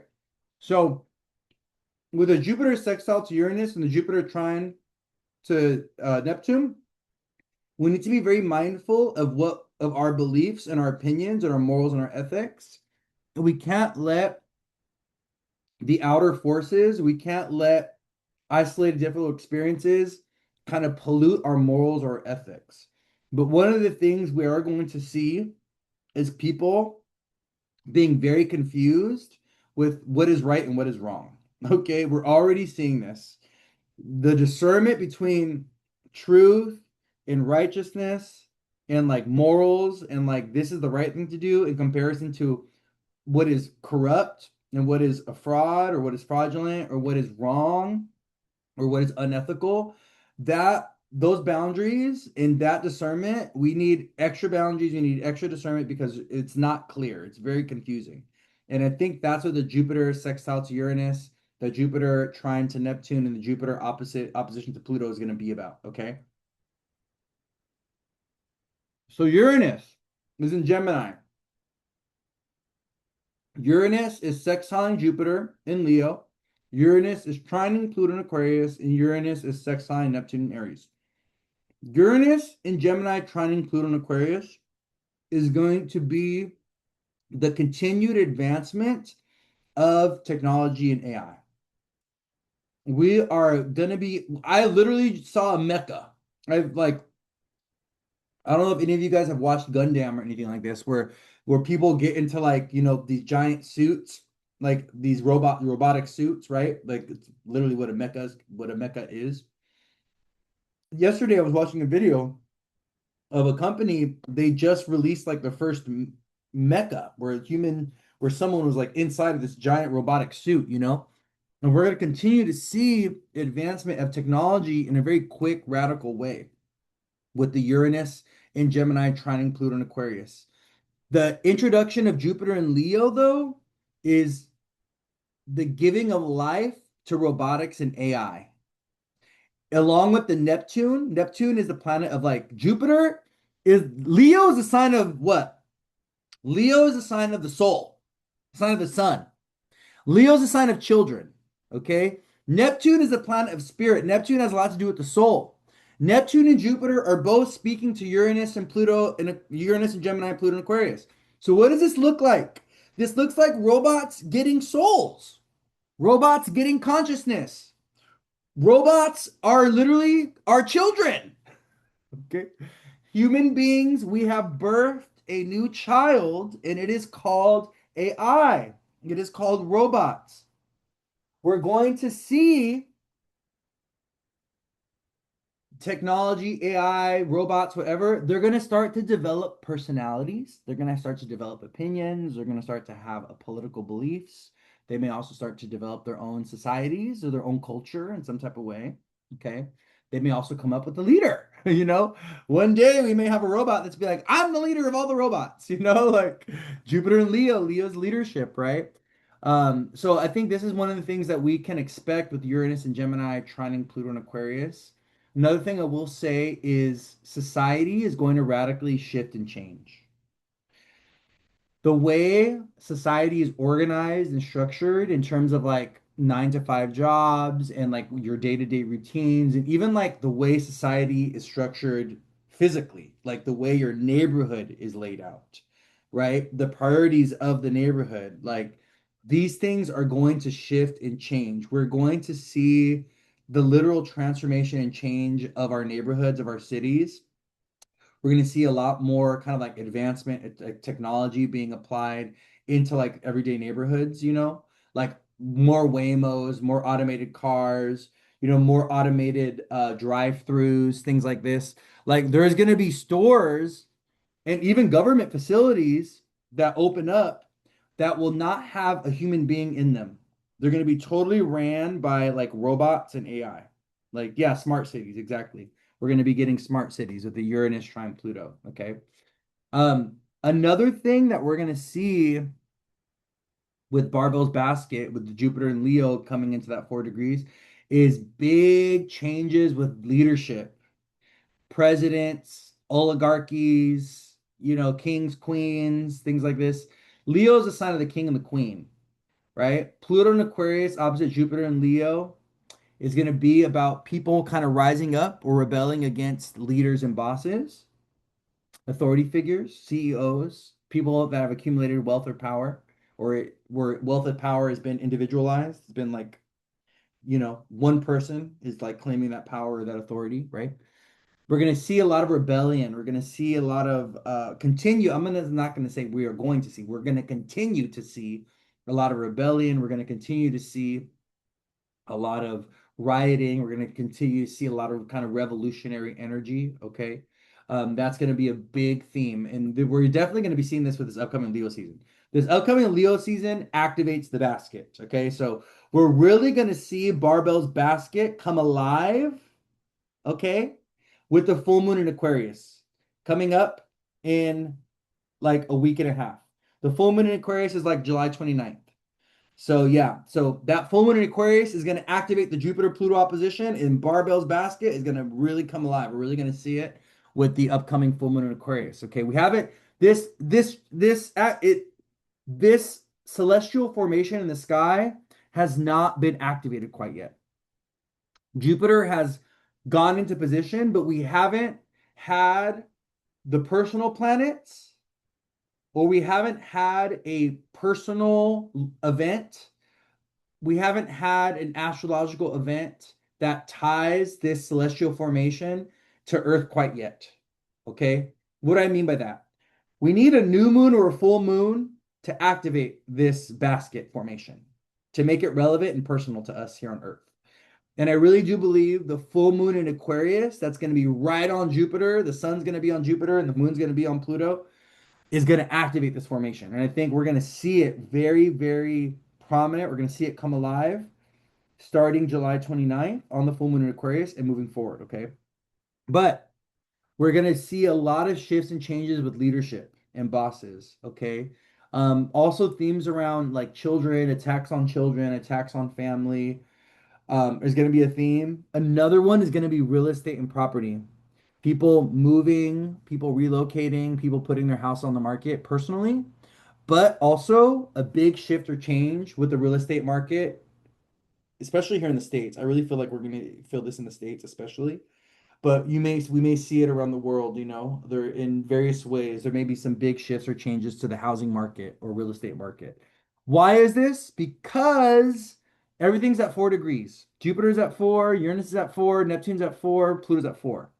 4 is a Cancer degree, like I was saying, and it has a lot to do with real estate and property and like home living situations, you know, and family and stuff like that. So, so that's something that also I think we're going to be experiencing. Okay. The Neptune and Aries part of this, Neptune trine Jupiter, Neptune sextile Uranus, Neptune sextile Pluto.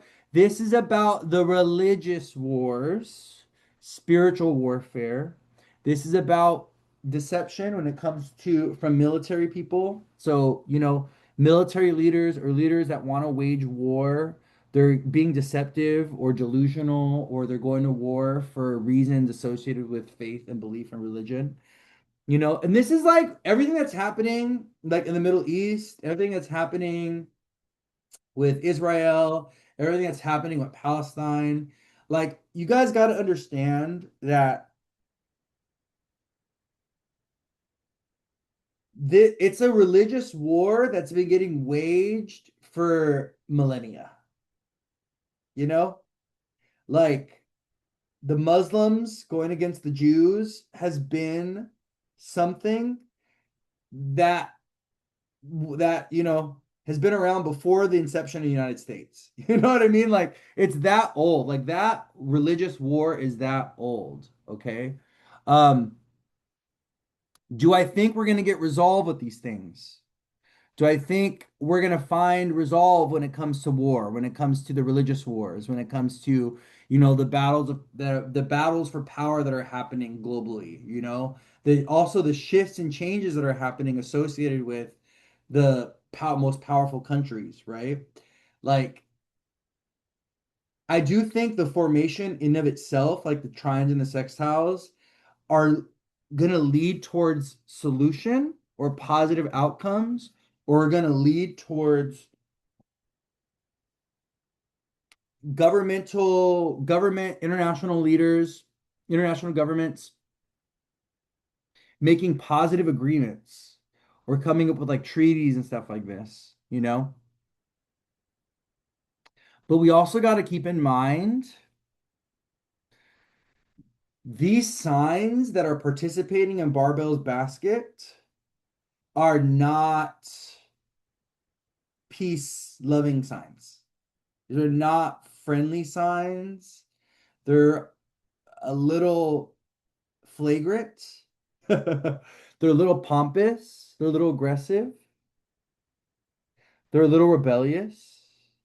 They're also they could be a little dominant or a little argumentative. The signs of Leo, Gemini, Aries, and Aquarius. Jupiter's in Leo, Uranus is in Gemini, Neptune's in Aries with Saturn, Pluto's in Aquarius. These are not affectionate, warm, caring, nurturing signs. These are signs that are logical and practical and scientific. These are signs that are more focused on the individual and the self over community and connection. Um, these are signs that are masculine in nature. They're not feminine in nature. The feminine signs are the water and the earth signs, right? These are masculine signs. These are rough signs. You know, they're very, very assertive in their own way, right? The reason why I'm saying Pluto and Aquarius is not, well, the reason why I'm saying Aquarius is like a sign that can be not so much about community and stuff like this is because we have Pluto in there. So Aquarius is typically a very egalitarian sign. It's a very humanity first and putting people first and stuff like this. But when you have Pluto going through Aquarius, we don't get the high vibration of Aquarius. We get more of the muck, we get more of the corruption, we get more of the deceit, we get more of the power hungriness, the more of a desire to control or manipulate society with Pluto transiting Aquarius. This is what Pluto is about. Pluto corrupts, you know, and this is one of the things we always got to remember about Pluto. Pluto corrupts, he destroys, he transforms, he intensifies, he magnifies, okay? He pollutes, he toxifies, he makes things toxic. That's what Pluto does. He's the planet of poison, corruption. I always think of Pluto as the dragon that's sitting on his pot of gold that he stole, or that's sitting on a big old massive hoard of wealth underneath the mountain, right? For those of us that have watched Lord of the Rings or Lord of the Rings fans, you know, we know Smog the dragon, and Smog, what did he do, right? He was sitting on a bit like just mountains of treasure, mountains of treasure that he didn't even need in a mountain all lonely, right? And that's what Pluto is about. Pluto is about this accumulation of power, this accumulation of wealth to the detriment of the collective and the community at large. Pluto and Aquarius, right? These rich billionaires that don't give a shit about how their technology, how their wealth, how their beliefs and their political beliefs are having a negative impact on society, on humanity at large, on Mother Earth, this, that, and the other, right? So I want you guys to think about this because this is a time where Barbault's basket is showing us that this is a time that's very aggressive. This is a time of hyper masculinity, you know, where we're seeing war, we're seeing individuality, we're seeing people like increase in racism and sexism, and we're seeing just like the toxicity of what masculinity is like. It's like being brought to the surface. It's like being exposed, right? So the reason why I want to say this is because I think that we need to be honest with the planets and the signs that are participating in Barbault's basket.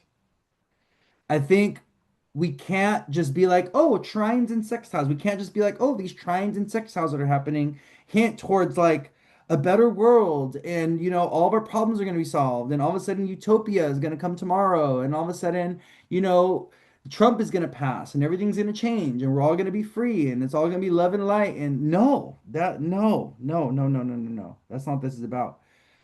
Neptune, Uranus, and Pluto are not benevolent planets. They're not. They're not. These are not positive planets. Anyone who believes Pluto, Neptune, and Uranus are positive don't do astrology for people every day. They don't actually see how these planets move in the lives of people and how these transits actually manifest in people's lives, These are planets that are very hard to deal with because they exist outside of Saturn's authority and they have influence on us that can be very chaotic. Uranus is a very unstable planet. Uranus is tower card energy. Uranus brings accidents. Uranus brings chaos. Uranus brings rebellion. The beautiful thing is Uranus does bring authenticity. Uranus does bring the energy of genius. Uranus brings, us towards the future. Uranus was the god that gave us technology. He gave us fire. We wouldn't have technology if it wasn't for Uranus, right? We're thankful for Uranus, another another god, or not god, but a titan that's tied to Uranus is also Prometheus, who is known for giving humanity fire and giving humanity technology, right? And he was punished by the gods for it, right? So, we're talking about Uranus, we're also talking about things that are not, yeah, there's benefits, but we're talking about a planet that is very chaotic and that brings sudden shifts and changes. We're talking about Neptune, we're talking about the god of the oceans, the god of the waters. We're talking about a planet that erases things, that causes dementia, that causes forgetfulness. A planet that also causes alcoholism and escapism, and also really intense psychosis. Neptune has a lot to do with people that experience schizophrenia and things like this. And Pluto is a planet of addiction. And I know Pluto really well because I have him conjunct my sun in Mercury. And, my addiction has been something that I've struggled with my entire life. And it runs very deep in my family, especially through my dad's side because I have Sun Pluto together.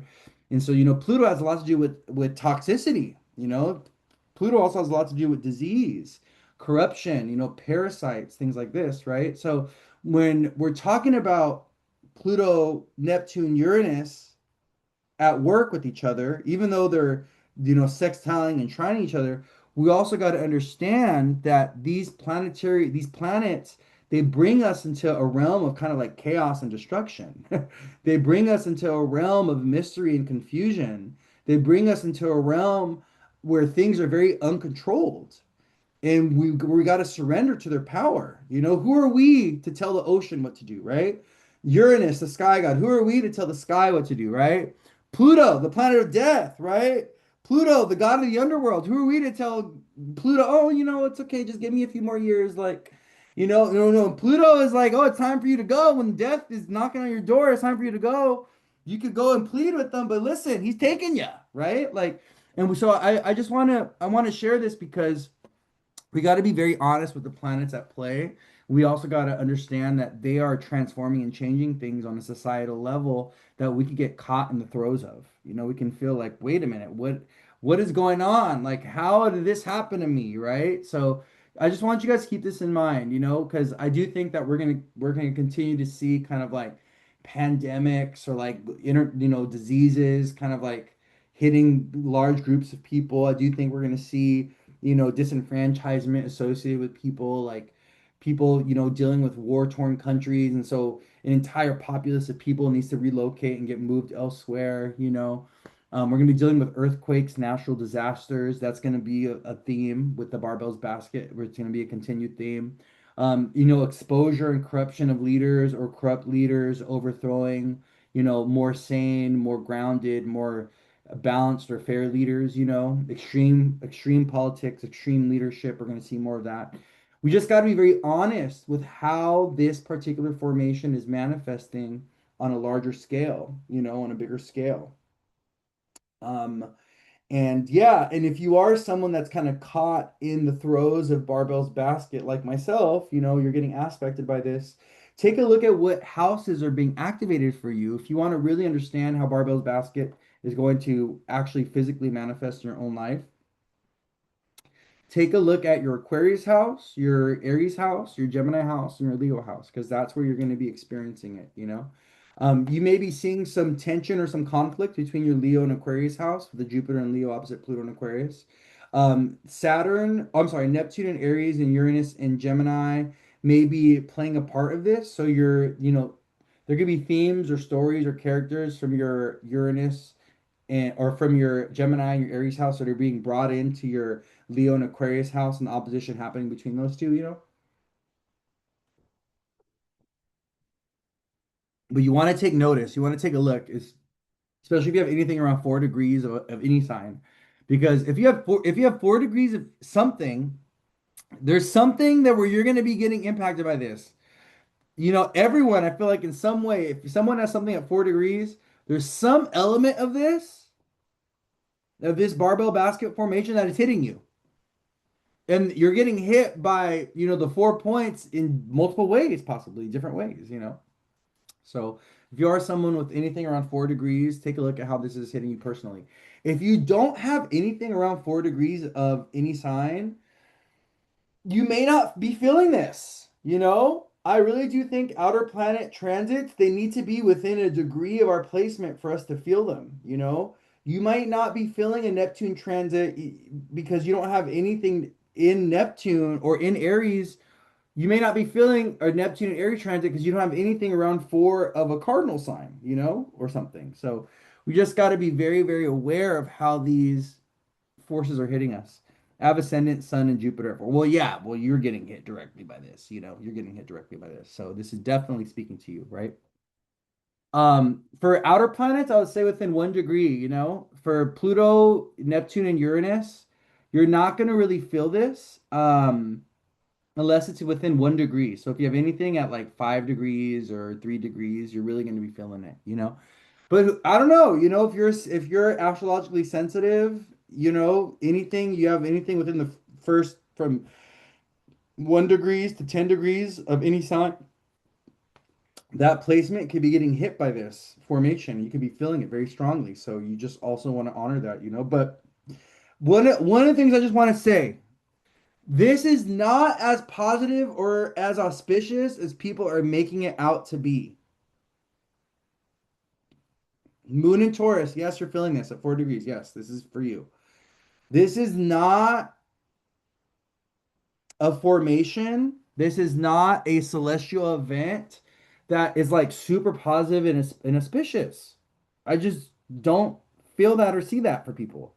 I think I think this formation is more challenging than anything. I think this formation is telling us that there's things happening around us. There's things happening in society. There's things happening politically. There's things happening with religion and churches and right on a big scale that we're getting caught in. That where we need to we need to choose like a pathway. Like, okay, what side are we going to side with? What fight are we going to fight? You know what I mean? Like, what's my part in all this, right? Society is moving forward, society is evolving. We're seeing certain, communities or certain cultures or certain like countries evolve and go to the next phase of, human development. But then we're also seeing some countries like over here in the States devolve and go backwards, and their corruption and the negative juju, the bad karma of the country is like, coming back in some type of way, right? So we just have to be very aware of kind of like how this is showing up collectively and also individually, but we can't just assume that this is going to be a fix all, heal all. Oh, it's so positive, and oh, we're stepping into this new society, and oh, we're utopia is beginning in August 2020. No, like no, that's not what the times are telling us. That's not what this moment is showing us at all, in any way, shape, or form. So we just need to be very honest, and I think we need to also come to our own conclusions around what Barbell's basket means for us. if for you individually, right, if you are a practicing astrologer like myself, you need to come to your own conclusion around what this means for your people and from your perspective. You know what I mean? And stuff like this, right? So, and I would advise not just jumping on the bandwagon and not just, speaking and repeating what everyone else is saying, but actually taking a look for yourself to see, wait a minute, what is Barbault's basket? What is this celestial formation in the sky really telling me about this particular moment in my life, but also in this moment collectively for everyone else? Because yeah, the way it's hitting my chart is hasn't been fun or nice. And I also think collectively that, we can't go ahead and just assume that this is going to be like a positive, life-saving, life-changing transit or celestial formation because it's not. It's not showing, it's not revealing itself to be. If anything, I think it's going to exacerbate problems that I think, if anything, I think Barbault's baskets formation is going to exacerbate problems and bring things to the surface that show us need changing, that show us what needs to evolve or what needs to be left behind and what's got to go, right? And I think what Barbault's basket is really going to do is going to intensify and amplify, these issues around narcissistic leaders, these issues around corrupt politicians, or even these, billionaires with tons of money and tons of technological, access, influencing society. I think this is about the data centers and us fighting back against the data centers. I think Barbell's formation is about us becoming spiritual warriors and us holding the church accountable. I think the Barbell's basket formation is about us figuring out what our relationship with technology and AI and robotics is in a healthy, sustainable way, and not in a way where, robotics and AI and technology are going to take us away from our livelihood or take us away from, you know, making money and being able to like have a successful life, and being able to take care of yourself or provide for your family. I think Barbell's basket is asking us all these questions, and like where is the collective consciousness going? What does the future of human society look like? How are we going to organize the future of human society? These are the questions that I think Barbell's Basket is asking us. But these are times of change, of radical change. And I think this is one of the things that we just got to lean into and embrace. And this is a truth of Barbell's Basket is that it's telling us that society at this time is in a radical state of transformation and change, and multiple things are evolving at the same time. Okay. Career life, work life, what a job looks like, that's evolving. Money, financial life, food, the way food works and operates and is distributed is evolving. Education life, what it looks like to be a student, what schooling actually looks like for kids is evolving. Okay. Like leadership, what a leader is, the state of leadership, the state of politics, how politics is run, that's evolving. It's like we're seeing it on multiple levels. We're seeing evolution on multiple levels. And and yeah, we just got to be honest with it. We got to be intentional and we got to speak up for how we want society to evolve. What direction do we want society to go in, right? Because if we kind of let the powers that be determine things, they're going to drive us straight to hell, y'all. They're going to drive us straight into the ground. They're going to drive us off a cliff. And that's what they're doing right now. We're seeing it on a big level with like the billionaires and like the politicians. They're literally driving us off a cliff right now. And are we going to let that happen? Right? That's the big question. And I think Barbell's Basket is asking us, what are we going to do about this bullshit? What are we going to what are we going to do about this train that is kind of like just running endlessly with no direction, and it's like running us off a cliff possibly or something, right? So okay, I just want to share that with you guys. Okay, I think that's enough for Barbell's Basket. We're about 2 hours in. Holy moly. Was I talking about Barbell's Basket for like the last hour? It's 1:18. Holy moly, I think I was. Okay, I'm gonna talk about Leo season a little bit. And then I'll talk about Venus and Venus square Mars when we get to the covering the week, okay? Someone said it felt like 20 minutes. Yeah. So I want to talk about Leo season. Leo season is going to be very pivotal for fixed signs. If you are a Leo, Aquarius, Taurus, or Scorpio, this Leo season is going to be kind of like a door opener and initiator for you. This Leo season is going to kind of instigate some kind of change, or it's going to show you that something in your life is evolving or moving. Okay. And it's because the nodes are going into Leo and Aquarius, and the eclipses are about to start happening on the axis of Leo and Aquarius, starting September, August, starting August. We have our first eclipse that's going to be in Leo. I believe it's on like the 12th or the 13th. And then we're going to have our last eclipse in Pisces. That's going to be at the end of August, going into September. And that eclipse is going to wrap up our nodal cycle with Pisces and Virgo. And so the Pisces Virgo eclipses that have been hitting us, those of us that are mutable signs, Pisces, Virgo, Gemini, Sag, the eclipse energy is like leaving us. It's like departing from us. The nodes are going out of Pisces and Virgo, they're going into Leo and Aquarius. And the eclipse energy is now going to be focusing on the fixed signs, Taurus, Scorpio, Aquarius, Leo. Okay. So if you are a fixed sign, you have your sun, moon, or rising in a fixed sign, I want you to pay attention to this upcoming Leo season and what is shown to you or what is revealed to you around what needs to evolve or what needs to pivot or what needs to shift or what needs to change. And these changes can be forced upon you. And that's one of the things that we always got to remember with the eclipses is eclipse energy kind of forces us or it forces us through change and it kind of moves our timeline forward. Okay. So that's the first thing.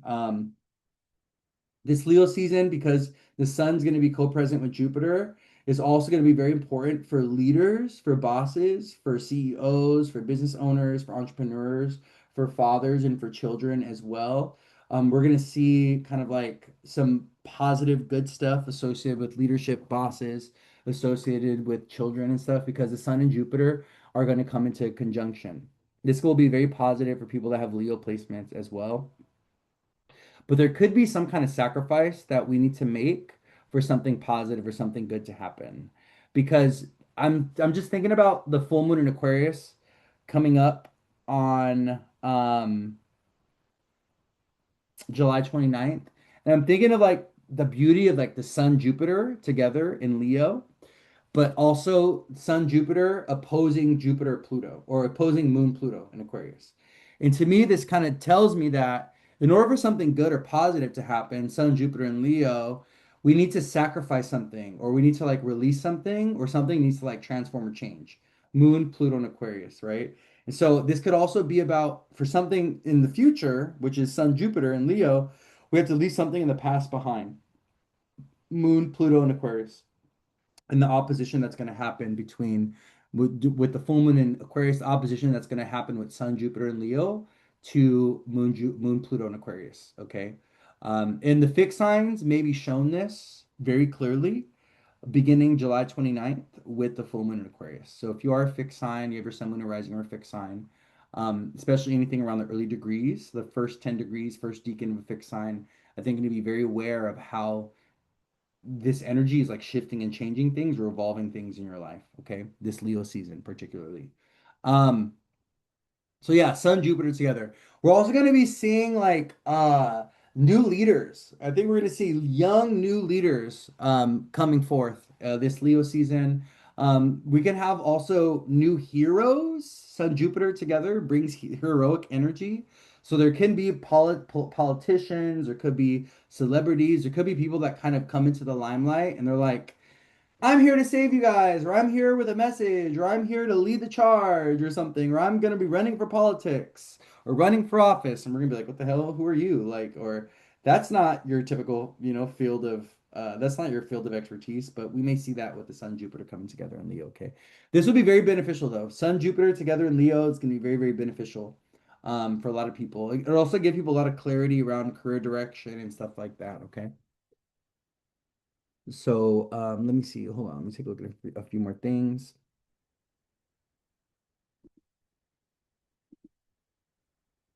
I hunger. I hunger. Saturn retrograde. Okay, I'm looking at the Saturn Jupiter thing.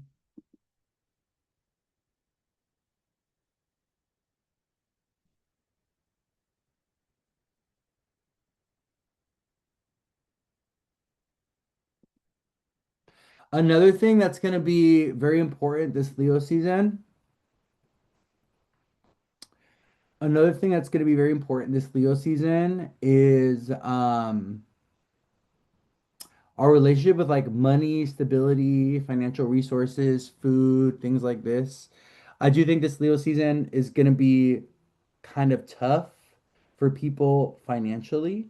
I think we will continue to see, especially the first half of Leo season, we're going to continue to see some like job losses and stuff like this, or people kind of making big shifts or changes around like work and career and jobs and stuff. Okay. I think we're going to see some very positive changes with job and career and work for people um, around these dates. Hold on, I'll give you guys the date.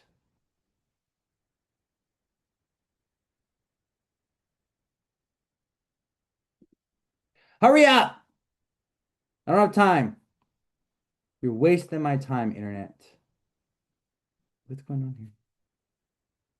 My internet is like, I don't know if it's my internet or if it's like the website. Maybe the website.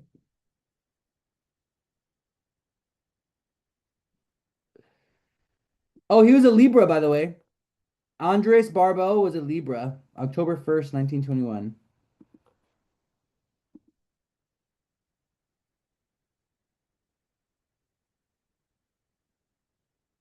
I wanted to look at his chart really quick. I love looking at people's charts. Oh, he's an Aquarius rising with tons of Virgo placements. Oh, I wonder if he was gay. He might have been. Was he gay? Let's see if he has Venus, Mars conjunct in Virgo. Barbault, LGBT.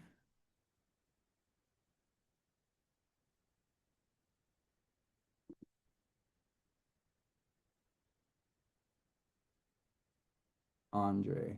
I keep calling it Andres, but his name is Andre.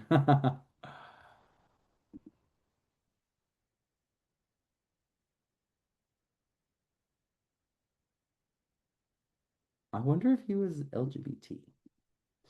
That is a big question I have because he definitely has the signature of it in his chart. He has eighth house Venus, Mars, and Virgo. He also did 29, he has 29-degree Saturn in Virgo. He's a ninth house Libra stellium. He was actually born on a new moon in Libra. With Mercury, and he has the same Mercury I have. He has Mercury and Scorpio. Mercury and Scorpio at 2 degrees. I have Mercury at 3 degrees Scorpio. That's crazy. So, anyways, did this populate finally? Let's see. Sorry, guys. Astro seat kind of like took a poop on me. So that's why I was. Okay, so Jupiter and Leo. Leo season. Okay. So what I was saying is we're gonna see a big shift and change. I wanted to give you guys this like date. When Mercury goes into Leo and conjoins Jupiter, this is gonna be a very, very important period for people, especially people that are gonna be like that are like looking for new jobs or they're looking to like make big decisions or big changes or waiting for like positive things to come in. Oh, it's actually towards the end of it's actually towards the end of Leo season. It's okay, it's fine.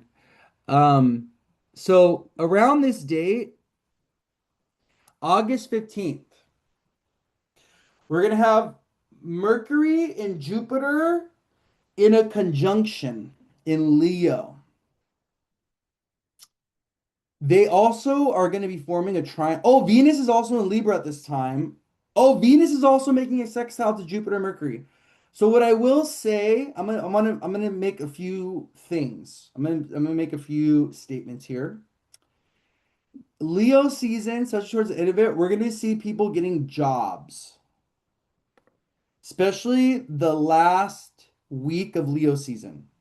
And they're going to be getting jobs in foreign places or with foreign cultures or jobs in like schooling, education, or they're going to be launching their own business or going into a business partnership with someone.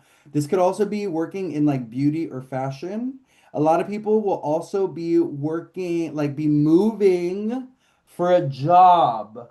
So this is going to look like people relocating to a different state or a different country or a different city because of an opportunity that comes their way.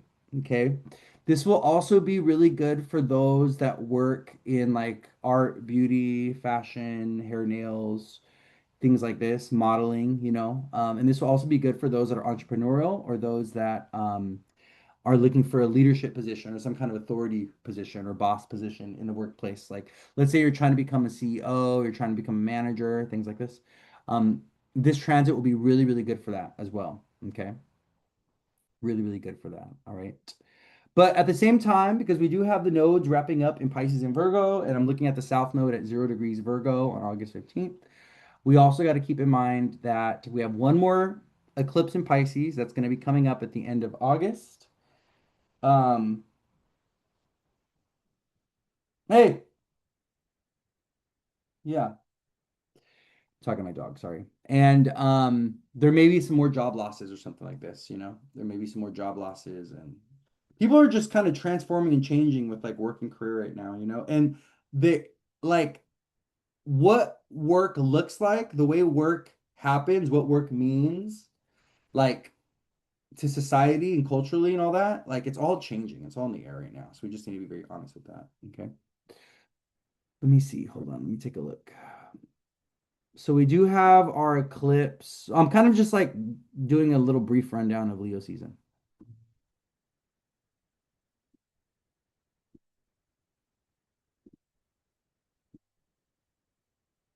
We have yeah, August 12th is our eclipse in Leo.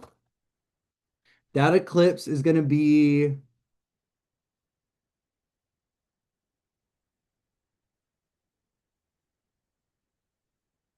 kind of intense. I just don't like Mars in the 12th house to eclipses. I just don't like 12th house Mars. Mars just goes into Cancer and he's at 0 degrees Cancer. Oh my God, for this eclipse. And I just do not like Mars at 29 or 0 degrees. It's just Mars being at in the 12th house to the eclipse and then in his fallen state. I don't know, y'all. This is just kind of giving a little bit of like dangerous energy or it's kind of also it's like not collectively or I'm sorry, not individually, but it's kind of giving like dangerous energy when it comes to like war, when it comes to like attacks on foreign lands, when it comes to also people betraying or going against peace agreements and peace treaties and stuff. So, I think we're going to see an amplification of war in some type of way this Leo season, specifically around the eclipse um, that comes up on August 12th, the Leo eclipse.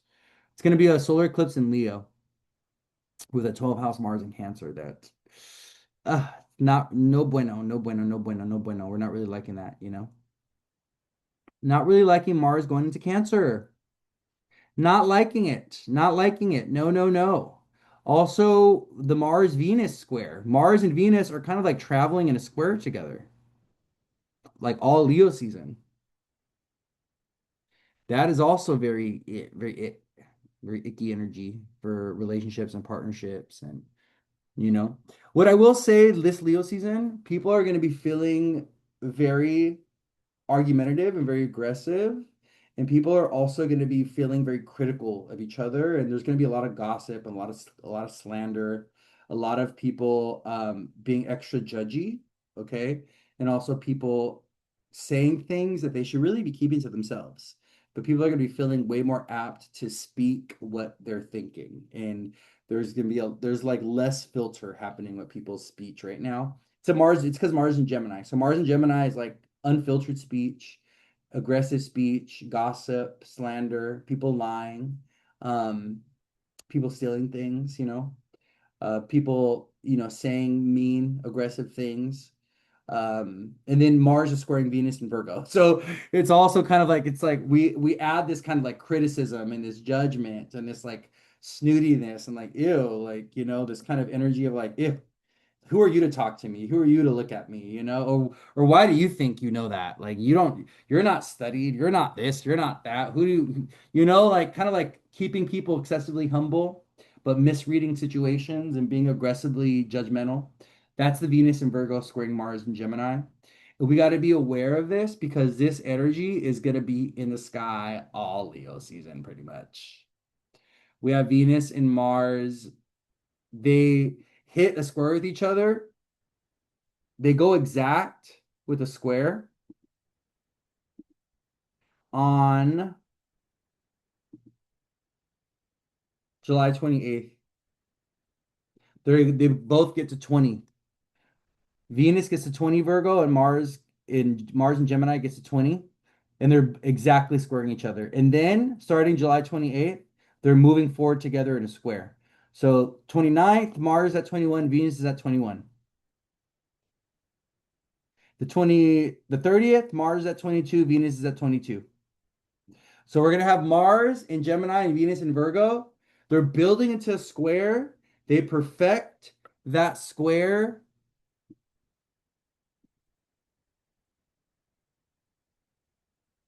on the 28th, and then they're gonna be kind of hovering in this square with each other all Leo season, you know?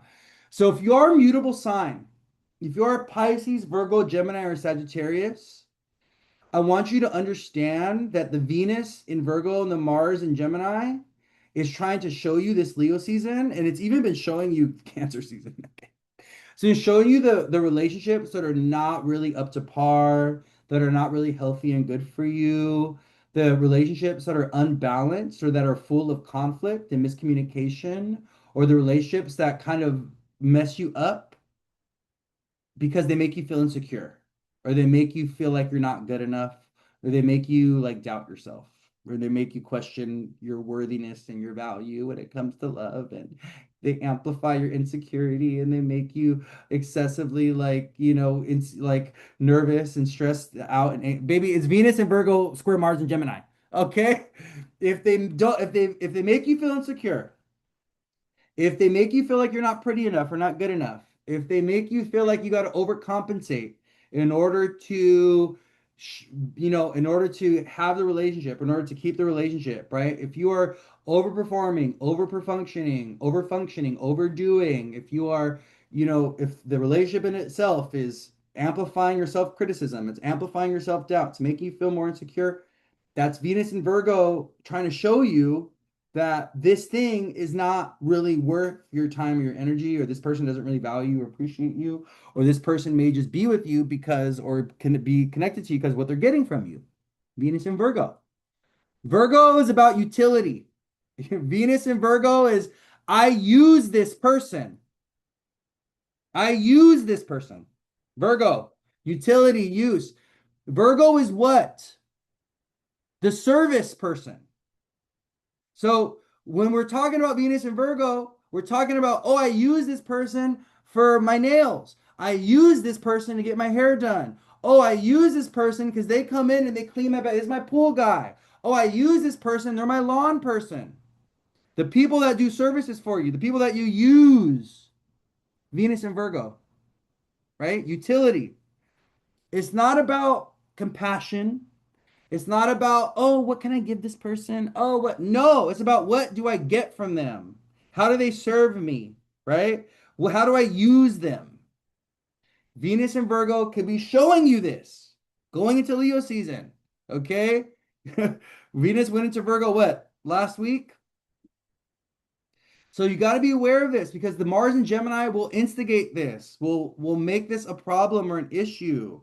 Mars and Gemini squaring Venus and Virgo, you'll feel the energy and the pressure of arguing with someone about it or talking to someone about this. Why don't you treat me respectfully? Why don't you treat me fairly? Why do you take advantage of me? Why do you use me? Why, like Mars and Gemini? Gemini is a sign of questioning, asking the hard hitting questions, right?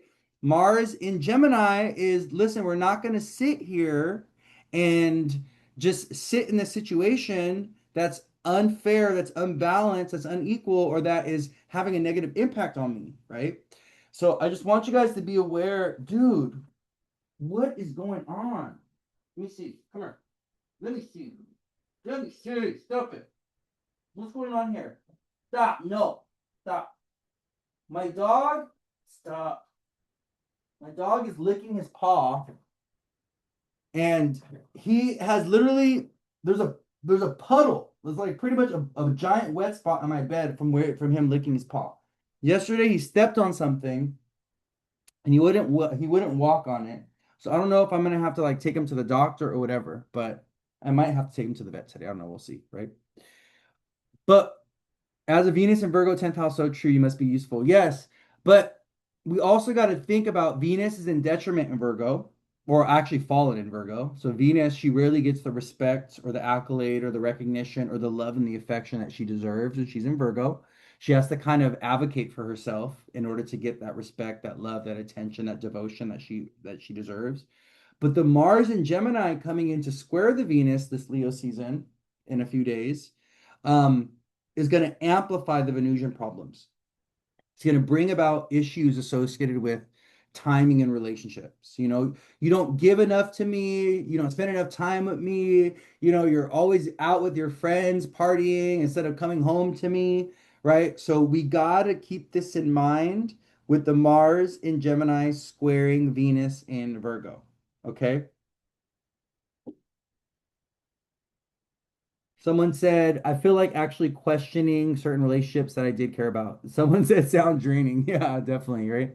So, if you are a mutable sign, though, this is for you.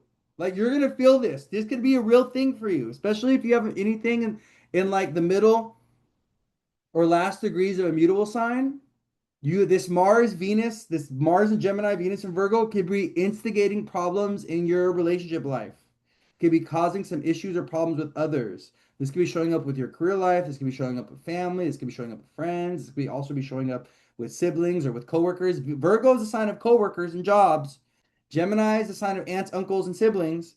So that Venus and Virgo square Mars and Gemini could also be manifesting as like, tension or issues with like, a coworker, or a sibling. Do you burn something? Oh, you burned your bread. Oh, I was like, I smell like something burned. I'm gonna have myself a little chocolate here. So I just want you guys to be aware of this. It's Leo season, okay? The Mars in Gemini squaring Venus and Virgo. It's kind of a. I'm gonna be honest with y'all. It's a little bit of a messy. It's a little bit of a messy transit.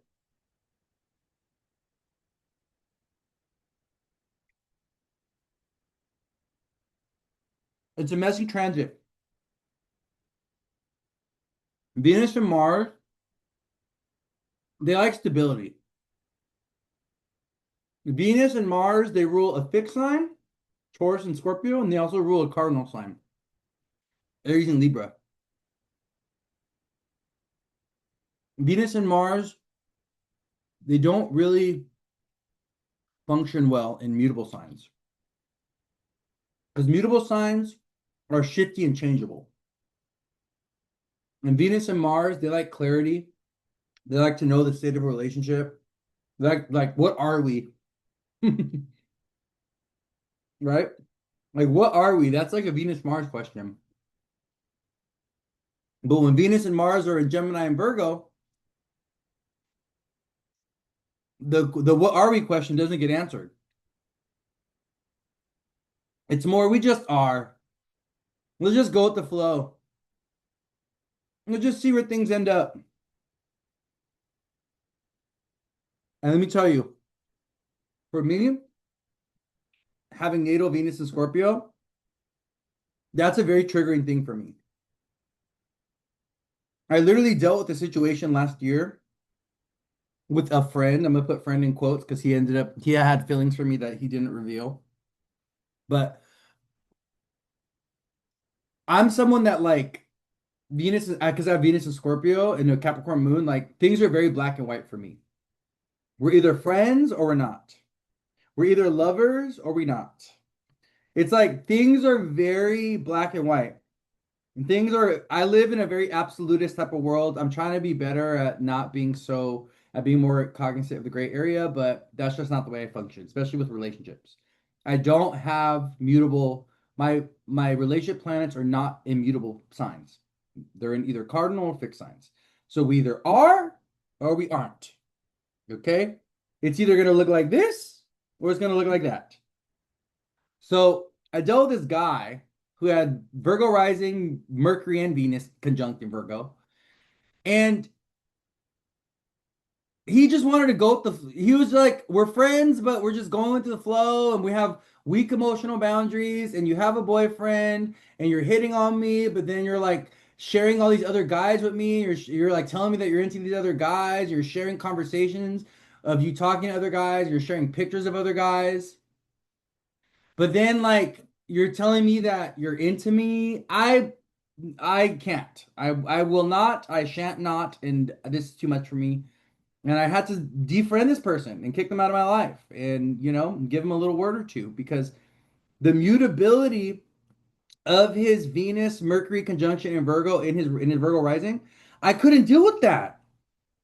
I can't deal with what ifs and maybes and like possibilities and you're talking to this person but then you're with this person and then you're breaking up with this person but then you want to be with me and you know what he told me at the end of the day, you know what he said? He was like, "Well, I'm just the type of person that goes with the flow.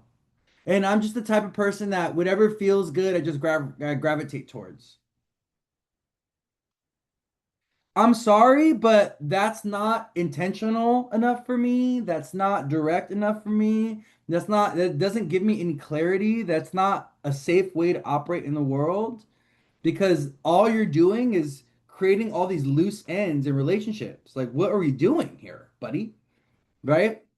So I want you guys to just think about that with Venus and Virgo and Mars and Gemini. Like this could be a time where there's not a lot of clarity associated with relationships. This could be a time where things get really funky or really weird in relationships, or things feel unstable, right? The mutable signs are not stable. Let me explain, okay, before you jump to conclusions, okay? The mutable signs are not about stability. They're about adaptability, they're about evolution, they're about transformation, and they're about change. Mutable signs are about difference. They're about what do you call it? The word bifurcation, duality, two of things, okay? Two pairs of shoes, two lovers, two husbands, twins, okay? Two jobs, mutable signs, mutable placements. Pisces, Virgo, Gemini, Sag. These are the signs of duality. These are the signs of adaptability. These are the signs of change. They end one season and they initiate us into the next season. That's what mutable signs do. They're at the end of every season and they're not quite this, but they're not quite that. There's something in the middle, right? And we get that with Virgo season. Virgo season is not quite summer, but it's not quite fall. It's something in the middle, right? Gemini and my fifth two boyfriends. Yeah, literally how it manifests. You'll see this with people that have Venus in a mutable sign, you know, or people that have Venus or a mutable sign in their seventh, ruling their seventh. They got two wives. They got a wife in Mexico and they got a wife in America. You know, they got a wife. They got a wife in Canada, or they have a wife in the Middle East, and they got their family and their wife over here in America. Very common, much more common than you think. Okay. How many of you come from families or have parents that had two families? And you got a whole other family over there in a different country or different, right? Whole half side of the family, whole half siblings and everything. I just want you guys to keep this in mind with Venus and Virgo square Mars and Gemini, okay? Because this can be very salacious, very contentious when it comes to relationships. The other thing is we have Lilith in on the mix too. So Lilith is at the last degrees of Sag. She will be going to the last degrees of Sag this Leo season. And Lilith is also squaring Venus, and Mars and Venus will come into a square in opposition with Lilith and Sag. And I really do think that, this is the energy, this is energy when Venus and Mars are doing things like this. This is the energy that can bring people to cheat. Okay. This is the energy of people cheating at work, Venus and Virgo. This is the energy of people meeting someone online and sending text or talking to someone they shouldn't be talking to. Mars and Gemini. Okay. This is someone playing hooky with somebody at the local park. Okay. Like Venus and Virgo square Mars and Gemini. Okay, so I want you guys to be aware of this energy, especially if you're a mutable sign. If you're a mutable sign, Pisces, Virgo, Gemini, Sag, don't let people hurt your feelings. Understand that this energy, if you're a mutable sign, you have your Pisces, you have your Sun, Moon, or Rising in Pisces, Virgo, Gemini, Sag. Understand that pressure or tension or conflict that shows up in relationships this month with Venus in Virgo or this season with Leo season is meant to show you something very important about what is or what isn't for you. Okay. It will probably or what needs to be fixed or healed or repaired in your relationship. Right. The beauty of Virgo, of Venus and Virgo, is the opportunity to heal, fix, and repair, right? But I'm going to be honest with you guys. Some damage that happens in relationships, some bridges that get burned, some things that occur are just, there's no going back from. Like sometimes the list of damage, like the insurance company can't pay for it. It's too much. It's too expensive. It's cost too much. Like there's been so much destruction, there's been so much pain, there's been so much suffering that the forgiveness is like it's like insurmountable. Like we just can't do it's just too much, right? So if you are someone that you're a mutable sign and you've been going through like drama and crisis in relationships and whatever, or this Venus in Virgo squaring Mars and Gemini transit is showing you like, wait a minute, this relationship is not what you thought it was, or this person doesn't feel that way about you, or the intentions of this connection or relationship are kind of like off, or the direction of it is a little strange or something. Just be honest. Okay, be honest with what Venus and Virgo, Mars and Gemini are trying to show you.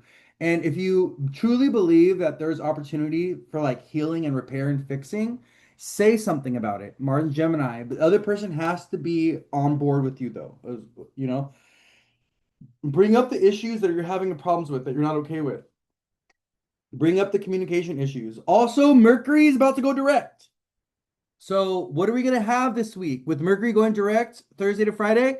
A lot of clarity associated with communication. I think that this Leo season, with the combination of Mercury, and Mercury and Venus are going to be like kind of like moving into a sextile come the second week of Leo season. Yeah, we have Mercury's coming in on the mix. And Mercury's going to be kind of moving into sextile with Venus come like around August 10th. So it kind of gives us, and then Venus goes into Libra, which we love, on August 6th. Yeah, Venus goes into Libra, right? Yeah, yeah, yeah. And then Mercury's gonna go into Leo and they're gonna form a sextile with each other. Yeah. Like right there around the eclipse. That's going to happen on the 12th. We're going to have Mercury and Venus in an exact sextile to each other. So the beautiful thing is, with Mercury moving direct this week and Mercury retracing his steps to Cancer and eventually going into Leo by the third week of August, there's going to be a lot of repair. There's going to be a lot of open communication or clarity with communication or even clarity with like decision and choices and like so that's going to be a big thing this week. A big theme this week is going to with Mercury going direct is going to be a big shift in change, a big shift in people's in a choice or a decision. Or people maybe there's been a choice or a decision that they've been ruminating on and they like finally decide on it this week, or even when, sometime during this Leo season. Okay. So it's just something to think about, something to look forward to with Mercury kind of going direct, then Mercury ingressing into Leo, and then forming a beautiful sextile with Venus in Libra. I'm looking at this sextile between Mercury and Venus on the 12th of August. So that's gonna be really good. But yeah, just keep this in mind though. The Mars in Gemini squaring Venus and Virgo, and this kind of square that's happening between Venus and Mars, because the square, when Venus and Mars are moving in a square with each other, especially over a long period of time, like for a month, this brings conflict and tension between male and female dynamics, between masculine and feminine energy, you know. Mars is attacking Venus, right? Venus is having to defend herself or protect herself from Mars. This is not a good harmonious thing to have. Even in a natal chart, you know, Venus square Mars is kind of tough in a natal chart. Anybody have this? Anybody have Venus opposite Mars or Venus square Mars in their chart, or even Venus conjunct Mars? Because that aspect, when you have that in your chart, it brings a lot of drama with relationships. It brings crisis with men specifically, you know. Men can be very mean and very, you know, argumentative and very aggressive, and also you can be like that. Sometimes it's so funny because sometimes people are like, I don't understand why these men are always fighting me. But the real question is, why are you fighting all these men? Right? If you keep having experiences where you are aggressive, getting into aggressive experiences with men, you're arguing with them, you're fighting with them, you're like 5, 6 men in, you're like you've gone through 5 or 6 relationships. At what point are you gonna take a look in the mirror and be like, hey, you know what? Maybe it's me. Maybe I'm the problem. Maybe I need to cool my temper. Maybe I need to stop bossing around these men that I have in my life. Maybe I need to stop being mean to them and stop being aggressive to them and stop fighting with them. And maybe I need to stop projecting my father wound or my brother wound onto these men. Okay? Because they're not the problem, right? Your dad is the problem, your brother was the problem, whatever, right? Or that one man in high school that cheated on you, or the one man in your 20s that broke your heart and you're still resentful and you still hate that guy, so you're projecting it on all the other men in your life, right? You just got to be mindful of this because I will say, when Mars and Venus are in a harsh aspect with each other in your natal chart, it will show up as aggression and fighting with partners and stuff like this, you know? And I've seen this in my own life, okay? I've had very intense synastry, Mars synastry with men that the synastry and the Mars energy was just it was so bad, you know, like never, I would say never, but rarely, if there's other aspects that compensate for it, you never want someone's Mars on your moon ever. Okay. You never want someone's Mars aspect in your moon, especially with the conjunction, opposition, or square. That will bring domestic disturbance like no other, and you guys will be fighting and arguing. And it'll also bring possibly domestic violence. You know, the moon person can really, if the Mars person does not have a good relationship with their Mars, they have a violent Mars or they have an angry Mars. Mars touching your moon, that person will possibly hurt you. Okay. Straight up, period. That's how it is. Also, when Mars is in an opposition or square with another person's sun or conjunction with the other person's sun, you guys will fight for power and authority in the relationship. This will turn into ego battles. It'll turn into one person trying to dominate or overpower the other person. Not always, right? The Mars person's relationship with their Mars always needs to be tempered. Because just because someone has you know harsh Mars aspects to your chart, to your placements, doesn't mean they're going to be violent and aggressive with you. If they are not a violent and aggressive person, if they have a good relationship with their Mars, if they have a healthy, grounded, stable relationship with their Mars, where their Mars isn't violent or angry or aggressive, then their Mars in aspect to your moon or your sun is not going to cause issues or problems, you know?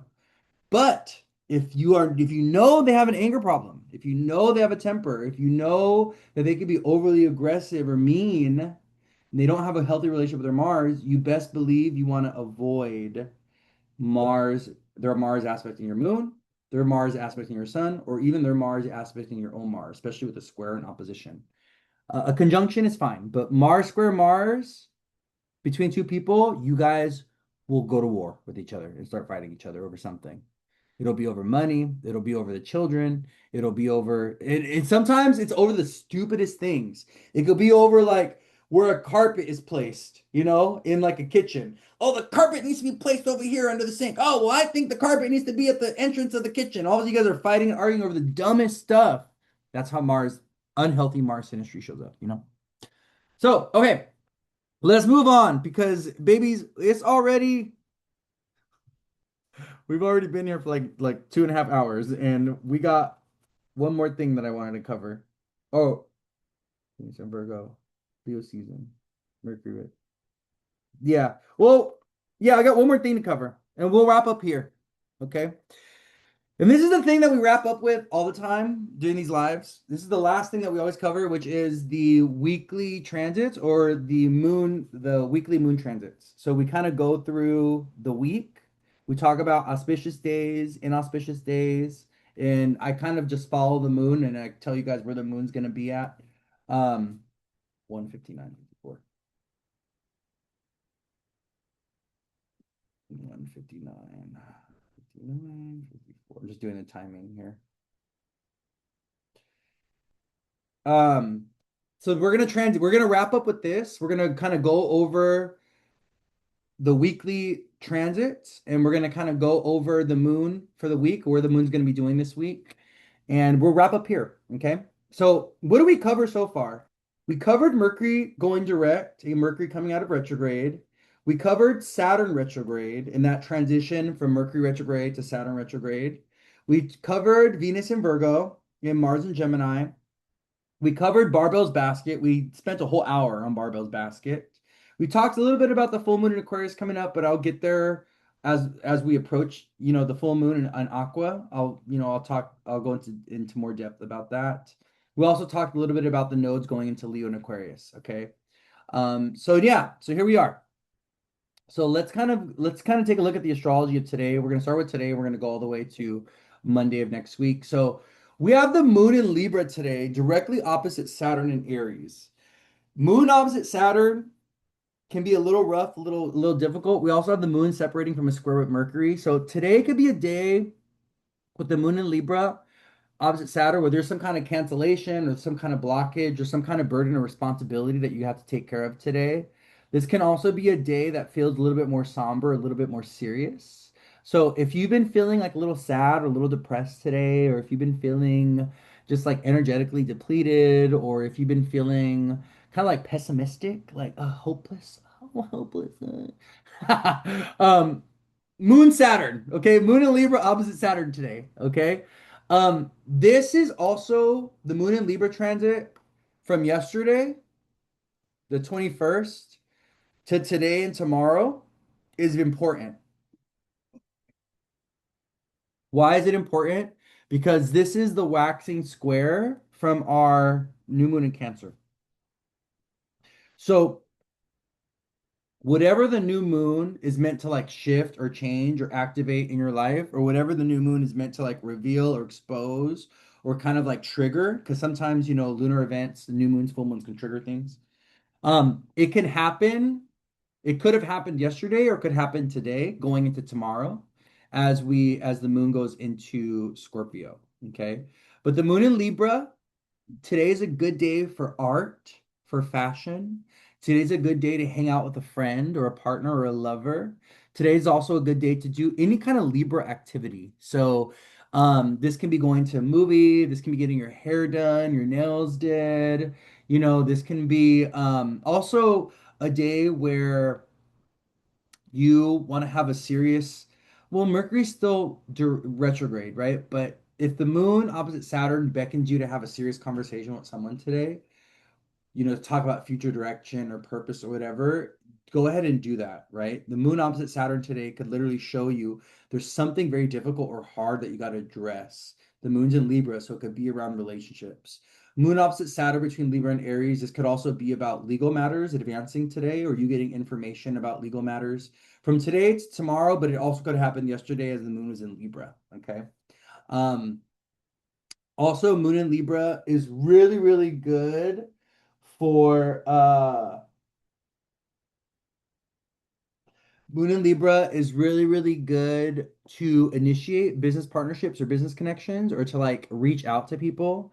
So if there's someone that you've been kind of wanting to reach out to or someone you've been wanting to talk to, you want to kind of like initiate a conversation or you kind of want to initiate a relationship with someone, Moon in Libra is a really good transit to do that with, okay? Um, also, Moon in Libra is really, really good to initiate business partnerships or business connections or to like reach out to people. So if there's someone that you've been kind of wanting to reach out to or someone you've been wanting to talk to, you've been wanting you want to kind of like initiate a conversation or you kind of want to So the moon is actually, even though the moon's opposite Saturn, the moon is trining Mars, which is great because Saturn and Mars are actually separate. They're actually in a sextile. Oh, we love that. Oh, sorry, I didn't mean to get loud.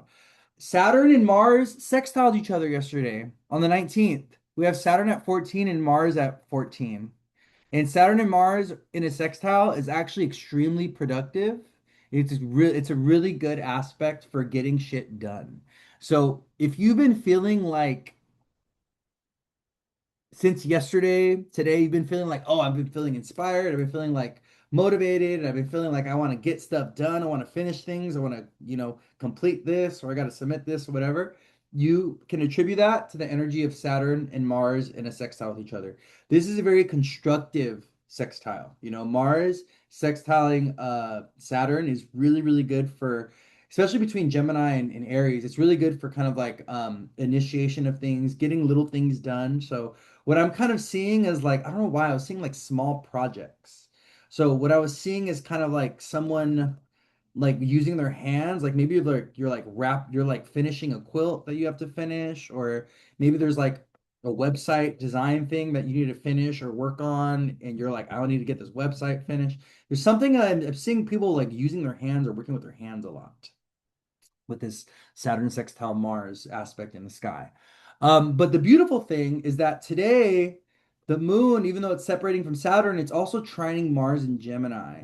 So the moon in Libra trine Mars in Gemini, this could actually be a day that's very social, where you hang out with a friend, or you go do something with someone. You go do something with your siblings, aunts, uncles, a kid, a neighbor. You have a very interesting, cool experience with a neighbor. You go hang out with your neighbor today, something like this with the moon in Libra trining Mars in Gemini. Okay. The moon is squaring Mercury retrograde though. So today there could also be a little bit of confusion. We may not be sure around like mercurial things. There could be appointments that kind of fall through. And this is something I just want you guys to be mindful of. Like when Mercury is retrograde, don't get mad if an appointment gets canceled or falls through. You know, when Mercury's retrograde, don't get frustrated if you know, an interview gets canceled or delayed. You know what I mean? If you lose something, like if you forget something and you got to go back and do it again, like just understand it's part of Mercury retrograde's process. In Mercury, he's so funny. He loves to play jokes on us. He loves to like get us to do things again. Like literally, I cannot tell you. My brother is such a Mercury retrograde being. This Mercury retrograde, the boy was he's just not learning. He was not learning. He forgot his shirt. He had to go back and get a shirt. He forgot his wallet. He went somewhere. He forgot his wallet. He couldn't get what he wanted to get because he had no money on him. He had to come all the way back to get his wallet. So that's one of the funniest and most simplest ways of understanding Mercury retrograde is having to do things again, having to do things two times, or having to go back and fix and correct mistakes that were made, right? So with the moon in Libra today, squaring Mercury retrograde in Cancer, who's about to go direct, just be mindful of that. You may need to do something again today. There could be some kind of miscommunication. There could be an appointment that falls through. The moon in Libra squaring Mercury retrograde in Cancer. Okay. So then tomorrow,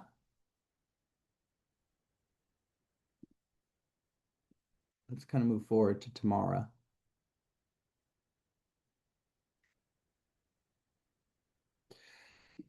So this is going to be around 3 a.m. Pacific time. Oh, actually, not 3 a.m. Let me keep going. So around the moon is taking her sweet time. Okay. The moon is taking her sweet time. 7 in the morning, tomorrow, 7 a.m.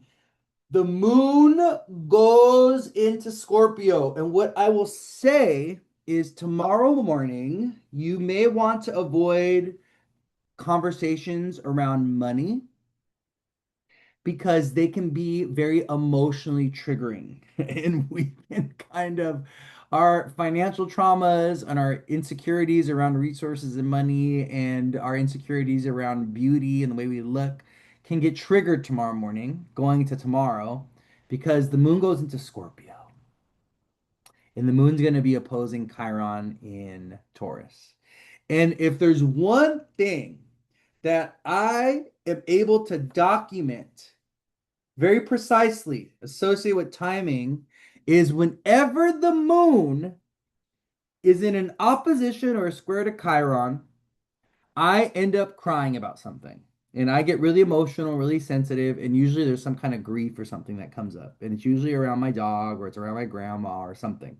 Or my lack of love. Okay. And this is something I've been able to clock in my own life like consistently. So tomorrow, the moon goes into its fallen state in Scorpio. And right as the moon goes into Scorpio, it's going to oppose Chiron. And we want you guys to be very aware of this because tomorrow morning can be very emotional for us. We can feel like some kind of wound is brought to the surface, and it can be associated with Chiron and Taurus and Moon and Scorpio things. So it could be associated with money, with looks, with beauty, with food. It could also bring up issues around trust and betrayal and mistrust and deception, or even old feelings, old wounds can get brought to the surface. Okay. Um, this is the fifth house away from our new moon. So this could also be about children. It could be about love and romance. We're just coming out of a moon in Libra. The new moon in Cancer, if you put the new moon on the rising in the fifth house, you get Scorpio, where the moon is going into. Okay. We love that the moon is going to be trining Mercury and trining the sun. I'll talk about that in a bit. But what I will say is, I do think that initial ingress of the moon in Scorpio could bring up some trauma, could bring up some woundedness tomorrow. Okay. So just be aware of this.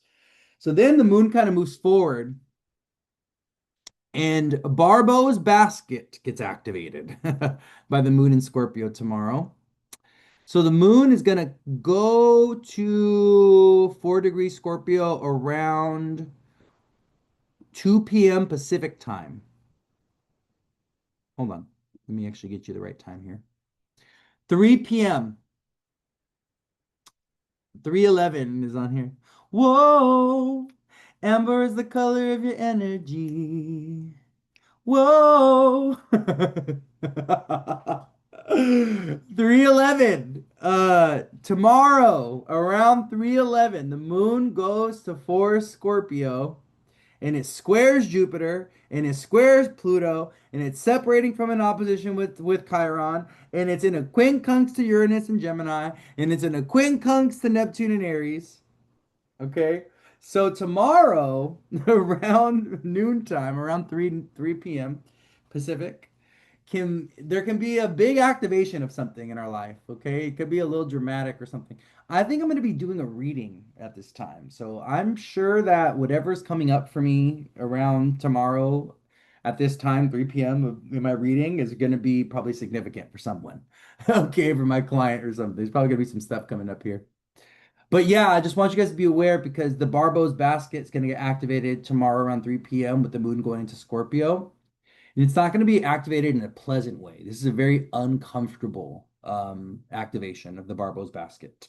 The moon is squaring Jupiter and Pluto, and the moon is quincunxing Uranus and Neptune. So, the moon square Jupiter in Leo can be about an issue or a problem with a father figure, with a boss, or with a dad. Or this can also be about arguments or just differences associated with beliefs.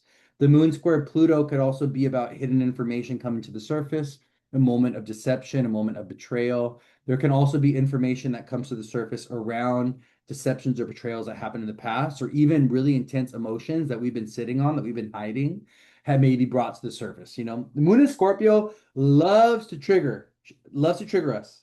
It loves to dig up emotions. It also loves to have therapy sessions.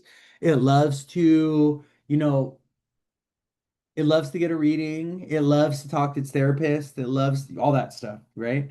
So with the moon going to Scorpio and entering your fallen state tomorrow and kind of activating Barbault's basket and separating from this opposition with Chiron, I think we need to be very aware of what's happening emotionally within ourselves. I think we need to be very aware of what is being purged or what is being released or what is being let go of. Okay. I also think that we need to be very cognizant of what is kind of like shifting, changing, or evolving, right? Someone said if you have personal planets in Scorpio, any benefits it really depends on where you're at, and how you're receiving this energy. Um, this can be a very beneficial thing for you. You may get closure around something. You may realize, like, hey, I don't know why I've been continuing to let this bother me, or I don't know why I'm continuing to drag this thing. The moon in Scorpio can show you, I'm done with this, or I released this, or I fully purged this, or this is like no longer for me. This is part of my past in some type of way, right? So there could be some kind of catharsis, some kind of realization, something like that, right? Do you believe friends who challenge your beliefs are healthy? Yes, I do. Yes. We don't, we need to surround ourselves with people that have different perspectives and different, viewpoints. I think it's healthy for us to be around those that challenge us.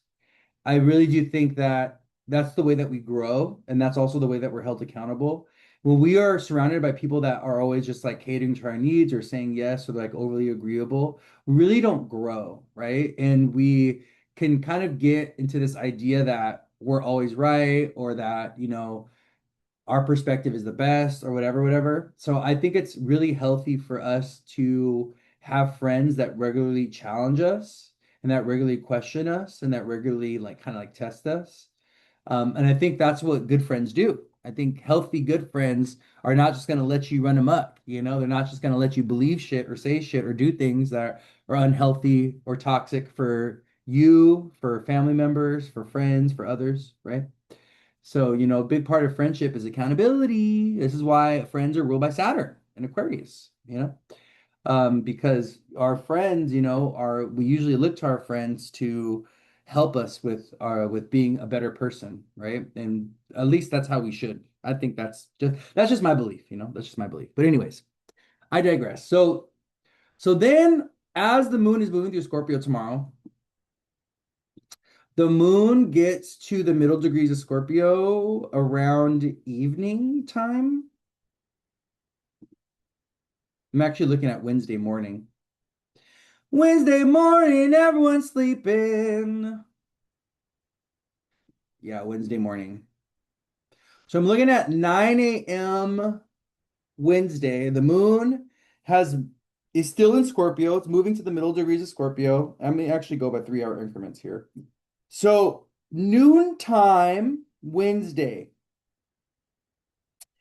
can be kind of significant. Some people are going to be getting sick on Wednesday, I will say. Some people are going to be getting a chest infection or an ear infection, or they're going to lose their voice. Okay. So if you are someone with a fixed sign, if you are someone, you have Taurus, Scorpio placements, uh, Leo, Aquarius, rising or moon especially, you might be getting sick on Wednesday. Okay. This could also be from eating something that's like unhealthy or toxic. So I'm always doing astrology in Pacific time because I'm located in LA. So if I'm saying around midday, if you're on the East Coast, you want to think about it as 3 p.m. your time. You want to add 3 hours. I woke up with a bit of a fever this morning and a sore throat. Yeah. Yeah, we're going to be seeing people kind of like getting sick or getting ill. It's the combination of Mars coming into a square at Venus. Venus rules the throat. Venus rules the throat. Throat goat over here. I'm just kidding. I'm just kidding. No, but yeah, Venus rules the throat and the tongue. Okay? Venus rules the throat, the tongue, this whole area right here, your neck. Okay? Is Venus. So as Venus and Mars are building into a square, I'm expecting some issues with our Venusian tidbits. So this could be our kidneys, this could be our lower back, this can be our throat. This can also be tonsils, tonsillitis. This can be, ENT issues, ear, nose, throat infections. So clogged ears, clogged nose, clogged throat. Okay. Keep that in mind. But the reason why I was saying Wednesday specifically is because the moon in Scorpio is going to form a quincunx to Mars and Gemini. And that can definitely be about losing your voice. That could be about some kind of infection of this part of the body or the head area, some kind of congestion or infection. Also, another thing, injuries to the hands, injuries to the shoulders, injuries to the wrists this week, or if you already have, or if you're someone that has carpal tunnel, um, or if you have someone that already has like shoulder injuries, elbow injuries, wrist injuries, they can kind of exacerbate or get worse on Wednesday. Okay. So just be mindful of that. Make sure you're taking care of yourself. You want to take care of the Gemini parts of your body, the Venusian parts of your body, and also the Virgo parts of your body, digestion. Digestion and digestive issues have been a huge theme for people. With Venus and Virgo conjunct the South Node, the Venus conjunct the South Node thing is why we got the diarrhea lettuce or the lettuce diarrhea, you know? So just be very mindful of what you're eating. Pay attention to, if you are someone where your area, there's a risk of contamination for like lettuce and stuff because of the outbreak. What outbreak? It's been the cyclosporiasis. Cyclosporiasis. Cyclosporiasis.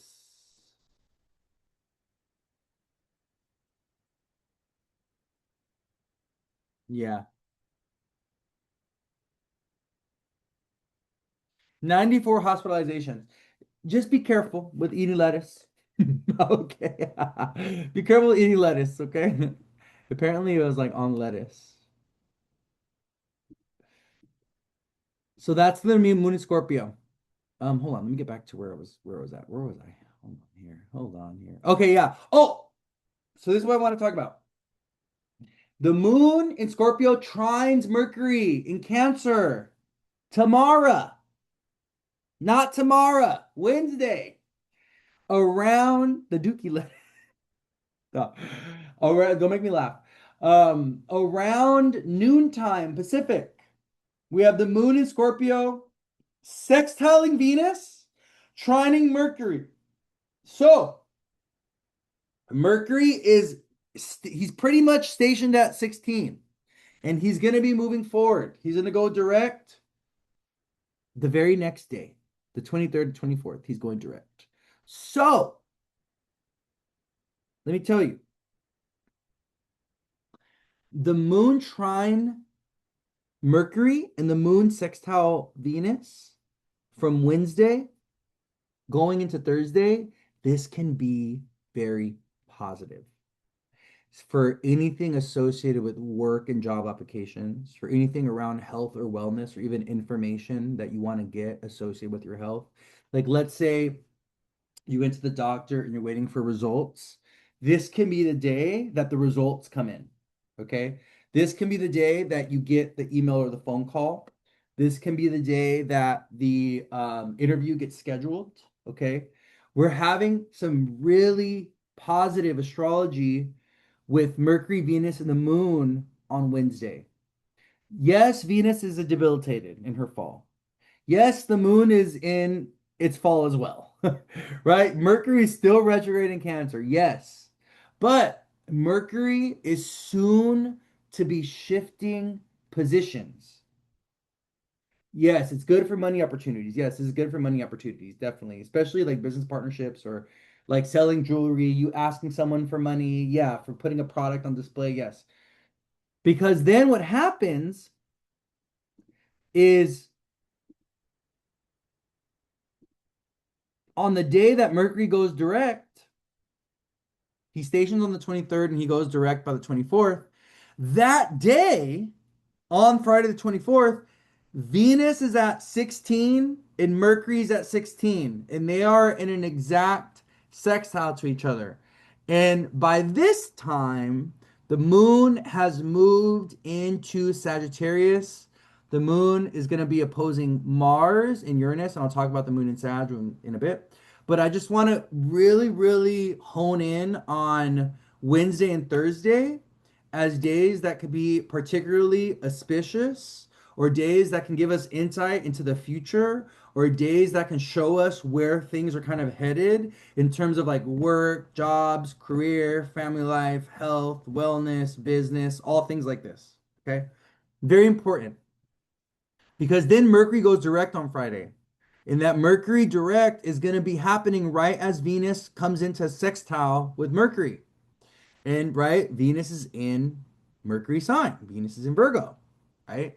So I think this could be very good. I think this could be about a shift or a change in fortune. I think there could be a reversal of decisions, or some people can either reverse decisions or choices that they're making, or they could commit fully to a decision around this, from Wednesday to Friday. Like you may reverse or go back on a decision. You may fully commit to like, okay, this is what I'm gonna do. There could also be a no that was like something where that was a no before could all of a sudden become a yes, right? So this could also be about a callback from a job that overlooked you. So you may, have applied for a job. You may have went on an interview 2 weeks ago, 3 weeks ago, 3 months ago, whatever, and they may have been like, "Hey, you know what? We don't have nothing for you now. We can't give you the yes now, but maybe in the future." Well, guess what? This can actually manifest as you getting a phone call and you then being like, "Hey, we got that position for you." Oh, hey, if you're still interested, I got this for you. May not be exactly what you were looking for, but I got this available for you. So just keep that in mind, okay? Over the starting Wednesday, going into Friday, and we're gonna see it really going into next week as well. Like just the Mercury direct in general, Mercury going direct in general, especially Mercury going direct in a beautiful sextile aspect to Venus, right? So yeah, so the moon is gonna be in Scorpio, middle degrees of Scorpio on Wednesday, and then the moon continues to move forward, so it separates from this beautiful trine with Mercury. And then the moon continues to move forward, but oh my God, I'm hungry, you guys. I gotta go eat soon. Um, okay, there it is. Yeah, moon trine. Okay, right, let's keep going. But then we start Leo season. So the sun goes into Leo. Before the moon can move into a square with the sun goes into Leo. And so we're wrapping up the moon in Scorpio transit Thursday morning. So I'm looking at Thursday noon. I'm looking at the moon at 27 Scorpio. So pretty much all of Thursday, the moon is going through Scorpio. And the moon doesn't enter Sagittarius until about, yeah, until around 8 p.m. Pacific time, Thursday. 12. No, this is 6 p.m. My bad. I'm so bad at military time. Never would have done what I never would have made it in the military. I'll tell you that right now. I would have been doing readings in the military. I would have been like the military spiritual worker, occult worker, astrologer. I would have been late to everything because I'm not good at military time. But anyways, the moon goes into Sag around 6 p.m. on Thursday. And the moon moves out of Scorpio. But the moon, as soon as it comes out of Scorpio, it forms a trine with the sun and Jupiter.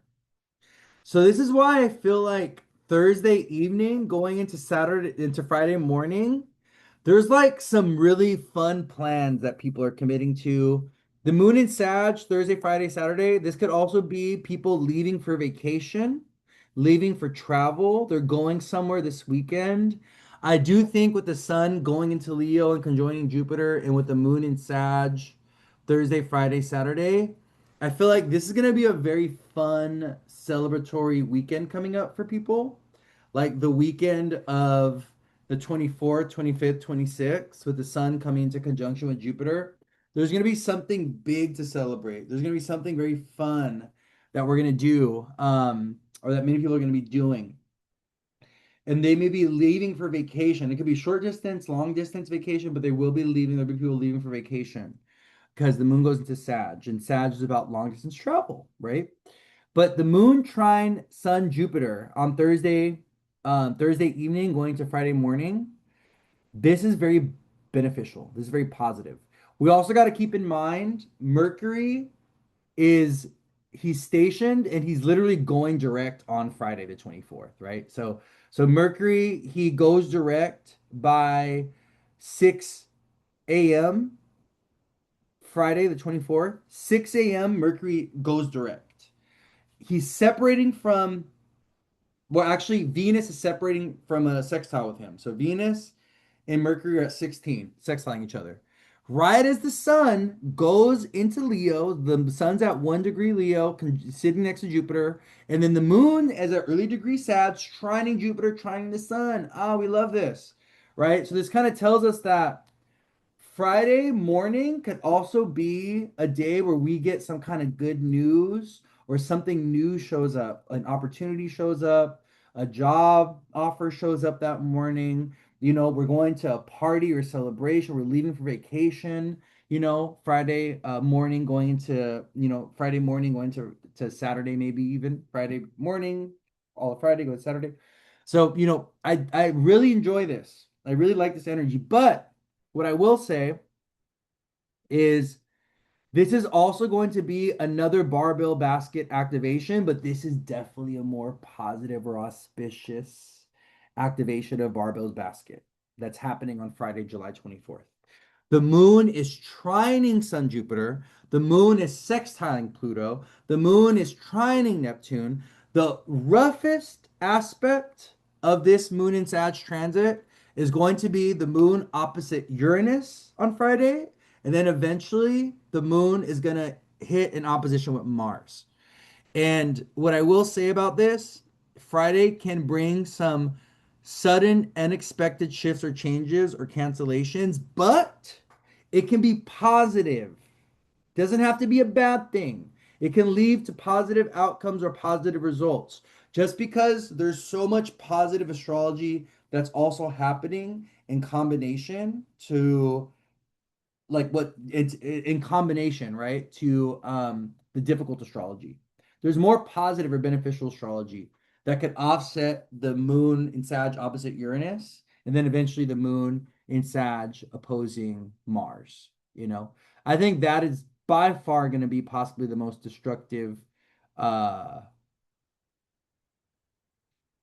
possibly one of the most destructive transits that we can have this week where it could lead to like a fight or an argument is going to be Moon and Sag opposing Mars and Gemini. And this Moon Mars opposition actually happens Saturday morning.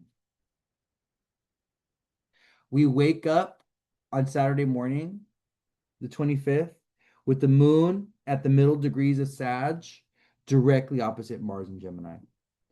And what I will say is Saturday morning, if you have anything that you're doing, any kind of events that you're going to on Saturday, if there's anybody that's coming with you and you know that they tend to be late, they tend to forget things, whatever, right? You need to like bring a group of people together. Prepare for this moon opposite Mars. Okay. What I will say is make sure everyone knows what the agenda looks like. Do your best to keep everything coordinated and keep everything together because the moon in Sag opposite Mars and Gemini can literally show up as people being on different timelines or time schedules or having different time expectations or people receiving conflicting information. So Mars and Gemini opposite moon and Sag could be like, oh well, I thought the party started at 3. Well, the invite says that the party starts at 12. You told us that it started at 3, but it starts at 12, so we're all going to be late. Like, it could bring up issues like this, miscommunication issues associated with wrong or incorrect information. So just be very mindful of this with the moon and Sag opposite Mars and Gemini, okay?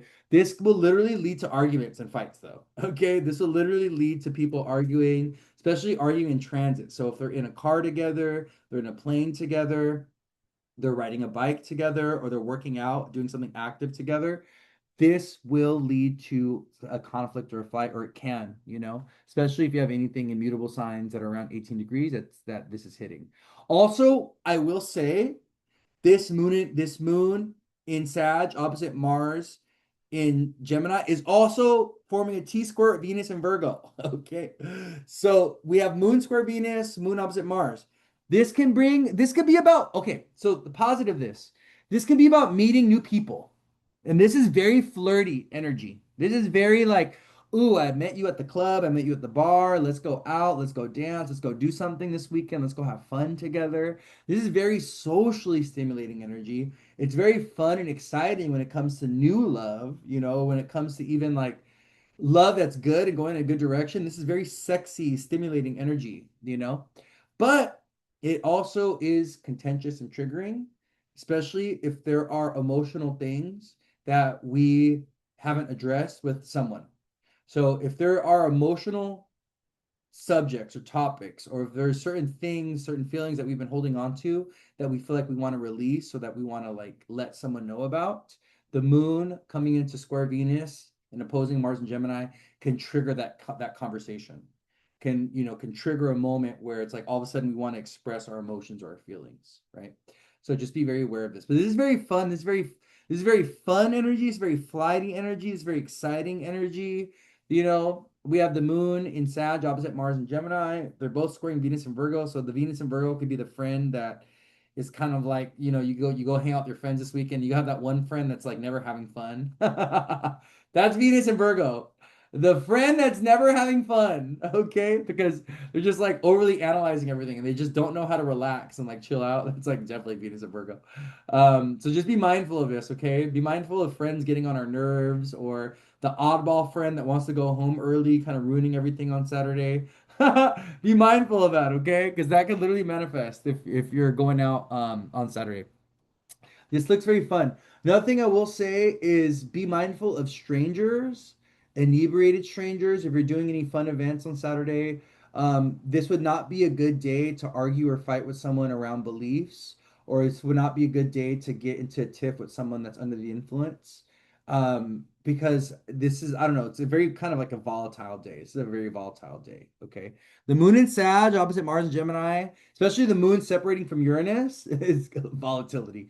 Also, the moon's going to be trining Saturn. So, what I will say is the moon trining Saturn, opposing Mars, this could also manifest as a situation where there's some kind of like authority figure, or there's some kind of like older person or serious person that tries to regulate or inhibit your fun, or tries to block you or stop you from doing something. So this could be like you guys are having fun partying, and then this person's like, "Oh, turn your music down." "Oh, you guys got to go home early. You can't be partying at nighttime. Oh, I'm gonna call the cops on you guys if you continue to party," right? Just be mindful of this because of the influence of Saturn. Saturn's also, he's also gonna be kind of like participating in the energies of this weekend. And Saturn is a buzzkill, he's a buzzkill. So yeah. Also keep in mind Saturn is slowing down to retrograde. So, okay. So then if we keep going, oh, this is funny. Actually, this is a weekend where, so this upcoming weekend is my brother's baby shower. So it's really funny actually how this transit is actually manifesting quite literally in my life. Holy moly. The Sun Jupiter conjunction, and it's like my brother's baby shower. My brother's firstborn child coming. It's really funny. But the moon in Sag is opposing my 10th house of my fourth house of the family. The moon's going through my 10th, opposing the fourth. So it's literally like for me, the moon in Sag, Sun, Jupiter, and Leo. It's literally going to be about like a family get together where we're celebrating the birth of a child, Sun, Jupiter. So it's so fascinating to see how that is actually manifesting in my life, quite literally this weekend, with the moon in Sag. Going through my 10th house, opposing my fourth house of family. It's like a family get together. Anyways, so we keep going. I'm looking at midday Saturday. I'm looking at around like 12 noon. The moon is wrapping up in Sagittarius, but it's still separating from Mars. So I think Saturday is going to be a spicy day. I honestly, I think Saturday's going to be fun. I think it's going to be loud. I think it's going to be spicy. I think it's going to be a day of meeting a lot of people, or meeting new people, or like, get-togethers, social get-togethers, stuff like this. Okay, so where are we at? Okay, here we are. I'm trying to see when the moon goes into Capricorn, because the moon's going to be in Sag like all Saturday. So the moon's in Sag. Light-hearted, fun energy. Saturday night. Yes, yes, yes. Then the moon goes into Capricorn on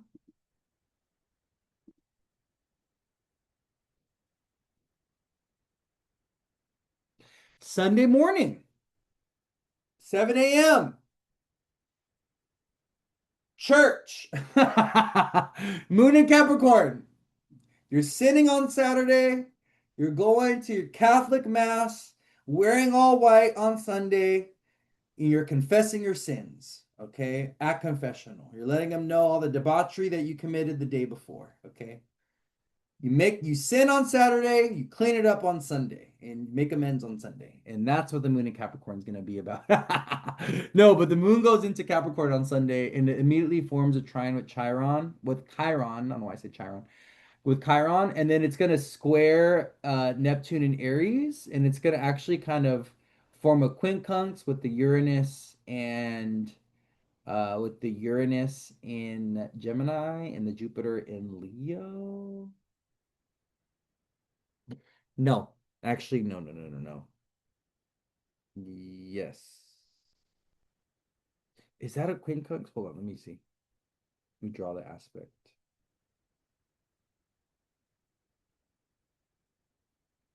It is, yeah, it is a quincunx, yeah.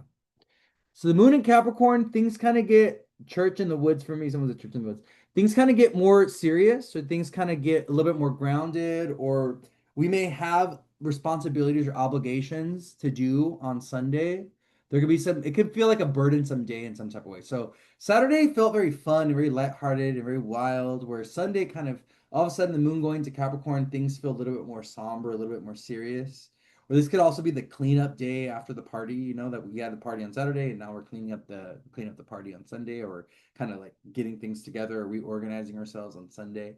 Um, this is the closure point. This is actually the culmination point leading up to our full moon in Aquarius. So things are kind of like building in pressure, things are kind of accumulating.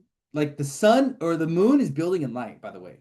So as the moon is going through Scorpio, Sag, and now going to Capricorn on Sunday, the moon is preparing for the full moon, right? We're gonna have a full moon a few days later, right? In Aquarius.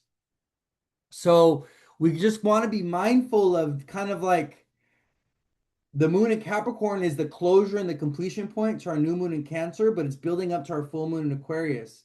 So we could see things around endings, around completions, even things around contracts or signing contracts or agreements with the moon in Capricorn Sunday, Monday, and Tuesday. There could be questions around longevity, questions around, commitment. There could be questions around responsibility and obligation that we're asking ourselves.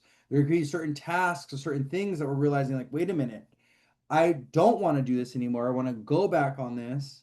Someone said, what's my sign? I'm a Scorpio. Yes, I have a Sun, Mercury, Pluto conjunction in Scorpio. I also have Venus in Scorpio. I'm very Scorpionic. I'm very Pluto too. I have some Pluto, some Pluto Mercury altogether. So I'm very, very Scorpionic. I'm a Pisces rising and have a Capricorn moon. Now that we're talking about Capricorn moon.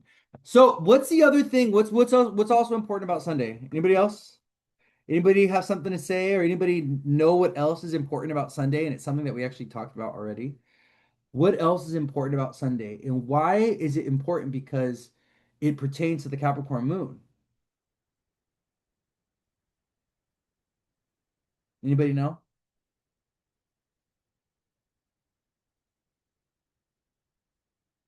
Nodes close. True nodes are going into I'm sorry, Leo and Aquarius on Sunday. Yes, that's true. It is close to something that's happening on Sunday, though. Love my Pisces risings. Oh. So Saturn retrogrades. Yes, Miss Bowles got it. Miss Bowles got it. Yes, Saturn retrograde. So Saturn stations to go backwards on Sunday. And Saturn is ruling over the Capricorn moon. And Saturn will be forming a hard square with the moon in Capricorn come Monday. And we'll talk about that next week. But the moon is going to move into a square with Saturn retrograde by Monday morning. midday, around like 12 p.m. Monday on the 27th. So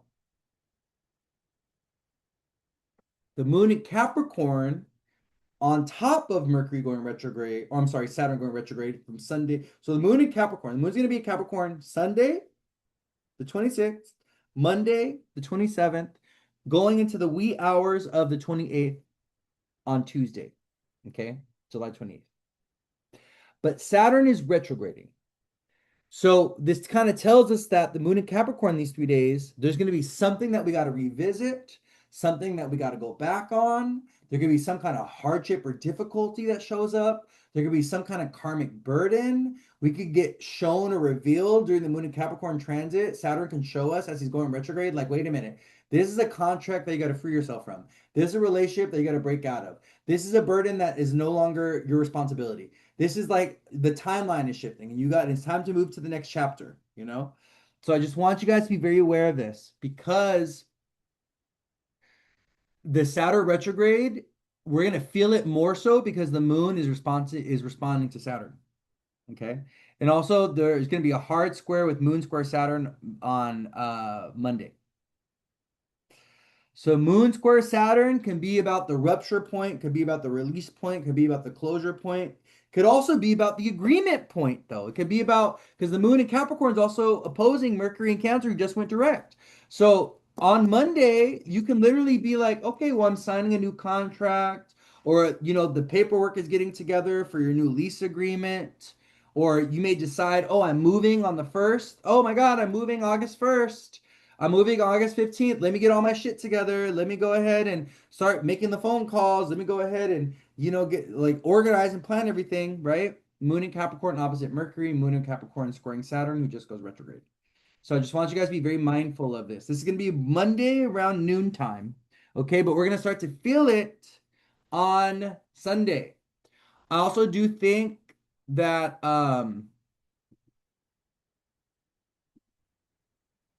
we could receive a gift or receive a money on.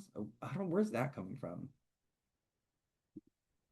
There's something about receiving a gift or receiving money on Sunday, or exchanging gifts, giving a gift on Sunday. Where did I get that download?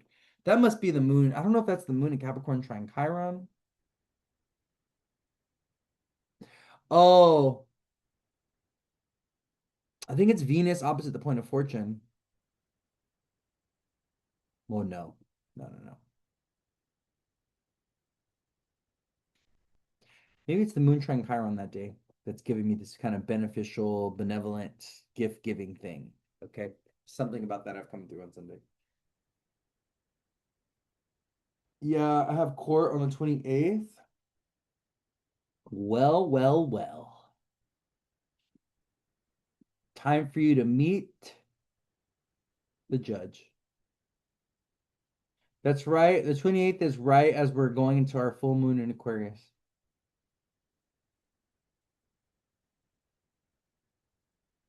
Oh, that's actually a good day because the moon trines Venus. So there's actually a good aspect in the sky that day, moon trine Venus.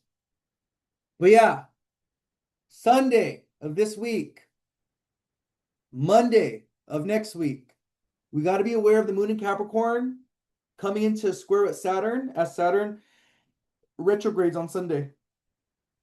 This can be about the undoing of things, the revealing of things, the dissipation of karmic contracts, the releasing of a relationship. There's definitely going to be some stuff shifting and changing. Hair transformation. Oh, the head. Aries rules the head. Oh, interesting. I love that for you. My dad is getting treatment for cancer Friday. Oh, I've been having heavy feelings surrounding this. Any insight?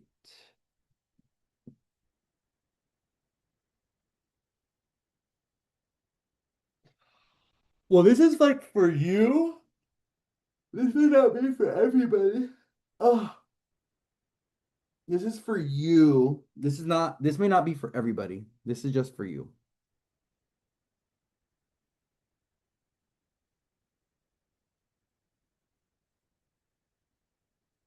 So what I'm getting is a lot of emotional, like, I don't know if it's like traumas or just like heavy feelings that you've had towards your father being brought to the surface.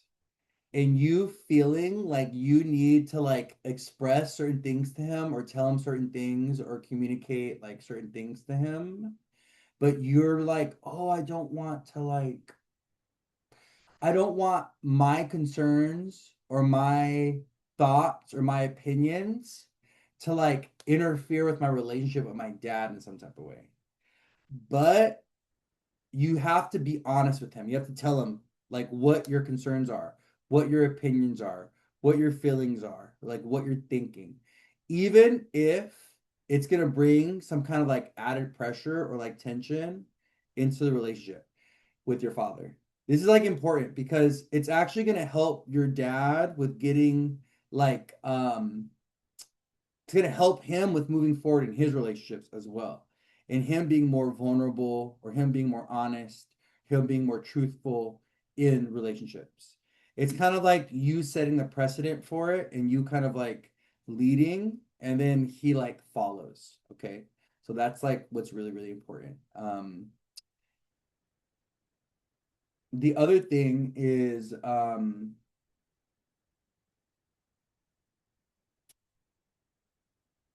don't know, your spirit team is saying like not to like stress or worry or not to take on your dad's like problems or issues. Like this is a part of your dad's journey. This is gonna sound weird too. This sounds a little weird to me, but this is what I'm getting. So it's a part of your dad's journey where this like him getting like this cancer thing that he's gonna be going through. Um it's about detoxifying and cleansing the body, and it's also about this like big purging. And it's also has a lot to do with like his responsibility, like over his health, like what he's got to do. So what your spirit team is saying is you can't take on his hardship or his pain or his difficulty or his like karmic test associated with his health. Like this is a time where you need to like be present with him and hold space for him and like obviously support him and all that. But you like can't take it on for him. You can't like oh, you have like shit to do. Like you have work to do. Like you already have a certain agenda, you have certain obligations, and you can't really shift things or change things in a way where you make him like a priority. Like you still got to do what you're doing. You still got to work on what it is that you're working on, you know? A lot of times we can have a lot of guilt associated with a parent that's like sick or ill or a family member that's sick. And then we like, oh, I gotta be by them all the time. I gotta be next to them and I gotta like blah blah blah blah blah, all this, right? Like and we can totally like get into a place of like self-abandonment or we can like totally there's things that are like going really great in our life that we're working on and we could just like move away from those things in order to but your spirit team is saying that's probably not the wisest thing to do. Your spirit team is saying like you've got really big things that you're working on or you're like in a big moment of like personal transition and change and like the last thing that your dad or your spirit team would want you to do is to like abandon whatever it is that you're doing or working on in order to like show up for him or be fully present for him, like he's got to kind of like I don't know, your dad's got to kind of like he's got to take accountability for things. I don't know why, but it feels like your dad you can let me know. I don't know, is your dad like an unhealthy guy? Melissa, does he like not take care of himself or is he like not healthy? Or was he like drinking for many years, or was he like eating like really bad foods for many years or something? Because it feels like it feels like his cancer is not like a random thing. It feels like the cancer is not like he's not innocent, you know? Like there's like innocent people that deal with cancer. You know what I mean? Like there's people that get cancer that shouldn't get cancer. Because everything in their life, in their health, and their wellness, it doesn't make sense, right? But it's more of like a karmic test, right? But then there's other people that they get cancer because of their lifestyle, right? Because like their toxic ways and stuff, right? He feels like the latter one. He holds a lot of resentment in his heart. Yeah. Yeah, we don't want to, yeah. I mean, and it's hard to help men work through strong emotions, especially strong emotions associated with like anger and rage and like resentment and like frustration and like disappointment and like personal failure. Like, men have a really hard time with being vulnerable with emotions that are tied to the self or being honest with emotions that are tied to the self and like self-perception, right? So we just got to be, got to be aware of that as well. Jay said, sending love, good vibes, and healing. Yes, sending love and good vibes and healing to your father. Really, really hope that he's doing better for himself. You know what I mean? Really hope he's doing better for himself. He's going to be tested, Pisces is the sign, one of the signs is going to be tested with the eclipses going into Aquarius and Leo. All right, my loves. Well, that is it. I think we went through the entire week. Yeah, we did. We'll pick up next week with the full moon in Aquarius. We'll pick up with the moon in Capricorn. We'll pick up with the sun. Oh, also Sun Jupiter conjunction. That's next week, not this week. Yes. Yes, yes, yes. We'll talk about the Sun Jupiter conjunction. That's going to be like a pretty important conjunction, especially because Sun and Jupiter are like hitting in hard opposition with Pluto. So I love you all so much. Everybody that bought a badge today, thank you for being here. Everyone that spent time with me today. I know we were here for a long time. 12:30. Oh my gosh, almost 3.5 hours. Holy moly, we were here for a long time. But we had a lot to talk about today, and I'm grateful that you guys were willing to spend this time with me. I love you all so much. I appreciate you. I'm gonna try to get back to. I don't know. The Moon in Virgo was giving me writer's block for like the last like few days. There's stuff that I posted, but I didn't really post like anything new on like my threads and stuff like that, just very lightly. Because the Moon in Virgo was making me getting me all in my head and everything. So I'm hoping to start posting again today and to share some. I want to share some cool new stuff that I've been kind of like learning or realizing with you guys as well. I want to share some of that stuff with you guys. If you are interested in a reading with me, you can book a reading through my link tree. I am booked out until about mid-August right now. I think when I last time I looked, it was showing like mid-August. I'm gonna be closing my doors in the beginning of September. I'm going to Egypt and I'm hopefully going to Greece as well. And I'm going to be closing my books out for September. So if you are interested in getting a reading, um, you should definitely look into getting on my calendar for August if you didn't want to wait until I come back in October. Because I'm going to be gone. I'm going to be gone, gone. Like I'm gone. I'm out of here. Okay. I'll still be obviously posting and doing content and stuff like that, but I'm just not going to be doing readings. So if you are interested in booking a reading with me, make sure you get on my calendar. Okay. Unless you're willing to wait until I come back uh, towards, Libra season, towards October, end of August. I don't know how, I'm probably going to be there for like 2 or 3 weeks, I'm probably going to be there for a while. So I have no plans on coming back anytime soon. Is your family going to like last time? No, I'm going by myself. Yeah. My brother's having a baby. So while I'm in Europe, while I am in North Africa, okay,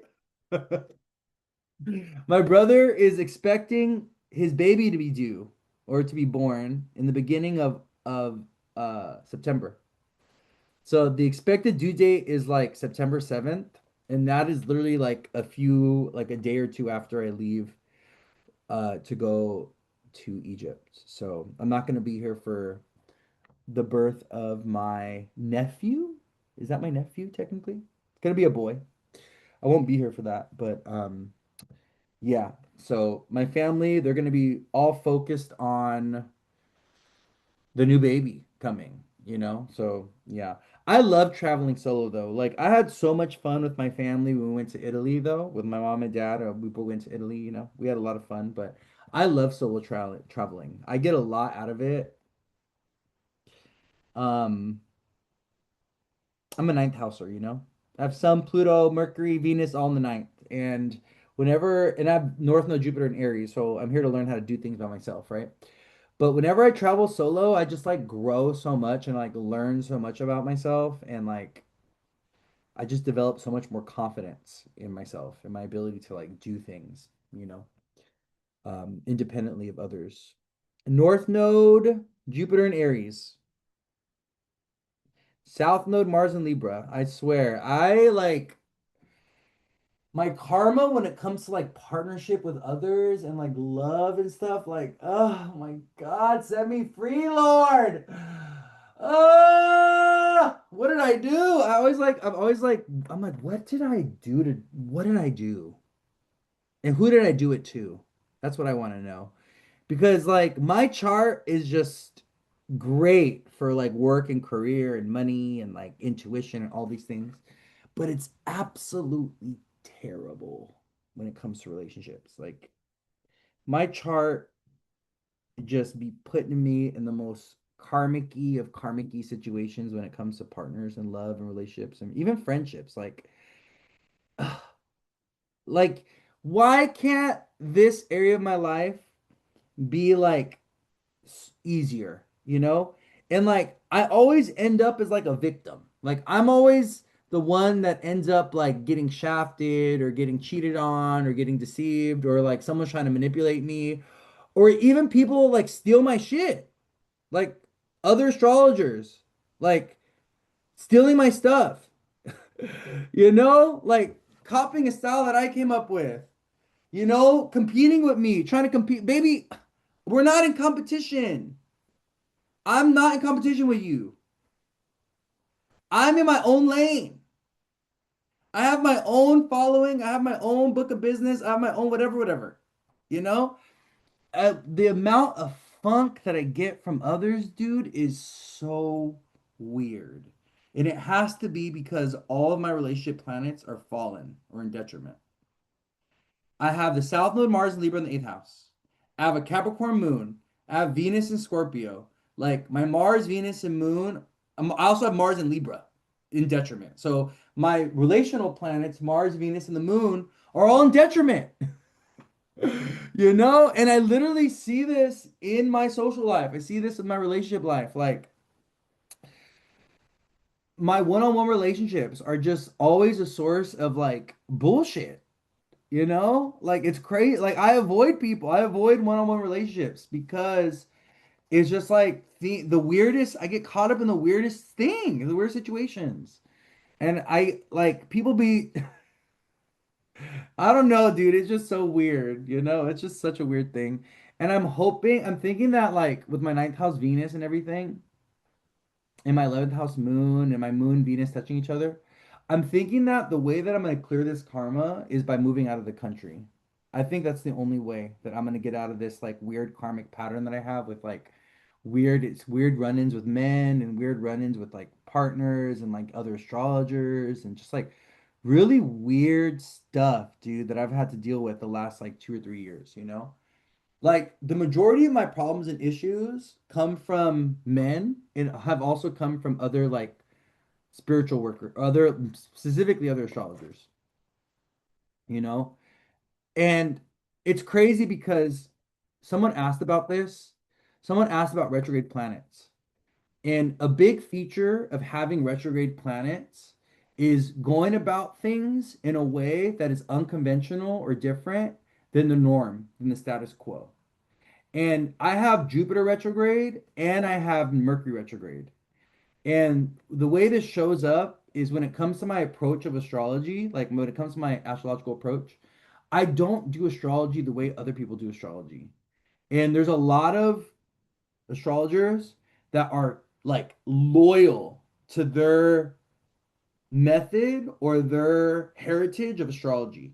So you have like Hellenistic astrologers that are like super loyal to Hellenistic philosophy and Hellenistic practices and perspectives. And then you have Vedic or Eastern astrologers that are like super, loyal to like Vedic astrology and they're defensive of it. And it's like the astrology that they know and they're going to defend it and fight for it, right? But the way that I do astrology is I'm not like that.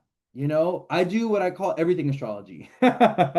So I have studied a lot of different traditions of astrology over the years. I've studied Vedic Eastern astrology, I've studied Western, I've studied Hellenistic, I've studied evolutionary, I've studied psychological astrology, I've studied medical. I've studied a lot of different astrologies and I combine them and I kind of like make them my own. And this is like a really weird thing to some people, especially those that are very like, oh, this is my astrology and this is how astrology should be done and blah, blah, blah. Like they're very rigid and they're very loyal and they're very traditional, like to certain, to certain heritages of astrology.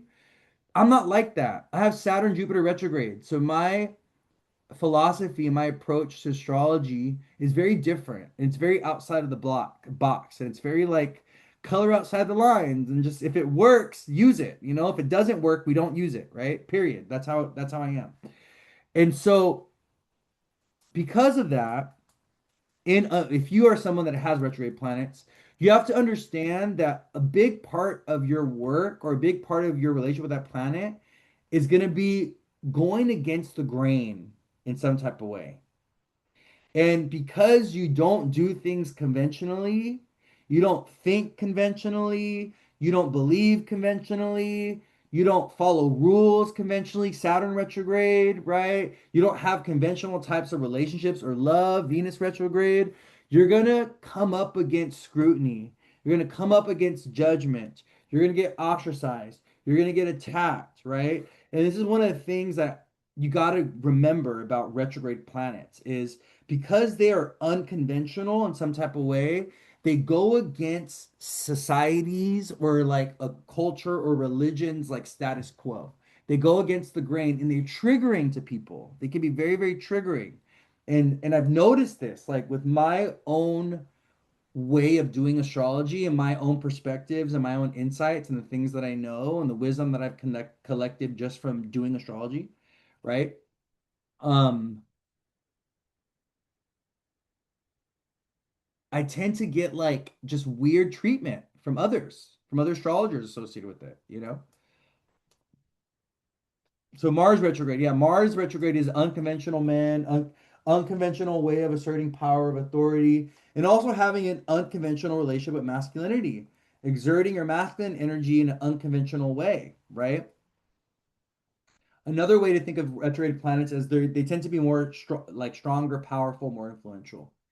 So retrograde planet, depending on what what part of the retrograde cycle it was at, like if it was just stationing retrograde, if it was just coming out of retrograde when you were born, then it will have more power, have more agency, will have more authority over your life.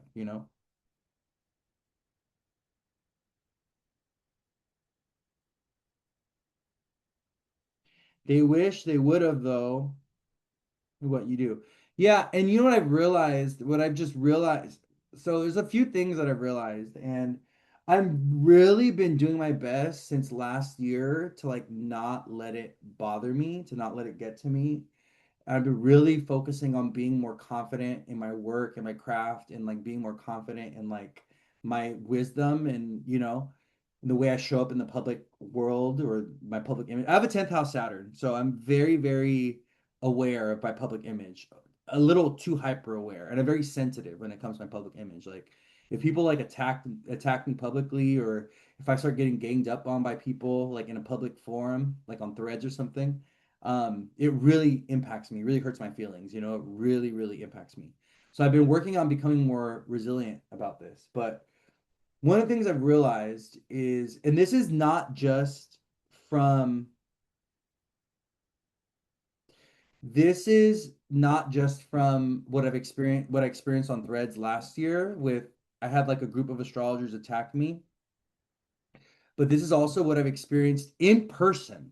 Like I was going to astrological group meetups in Portland, and I experienced this in person directly with like others. okay, with like other astrologers. I'm gonna put other astrologers in quote, okay? I'm gonna just like do this when I say other astrologers, okay? So a lot of people that seem to be well knowledgeable at astrology or they've studied it for many years, okay, they actually don't know how to do astrology. They don't know how to do astrology.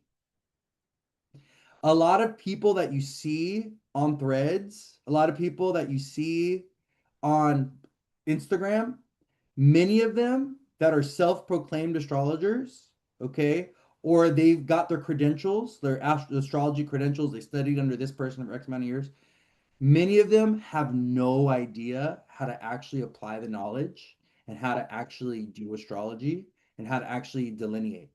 They have the information, they know the information, they know the processes and techniques, but they actually don't know how to do readings. And they have very little experience giving readings or working with people.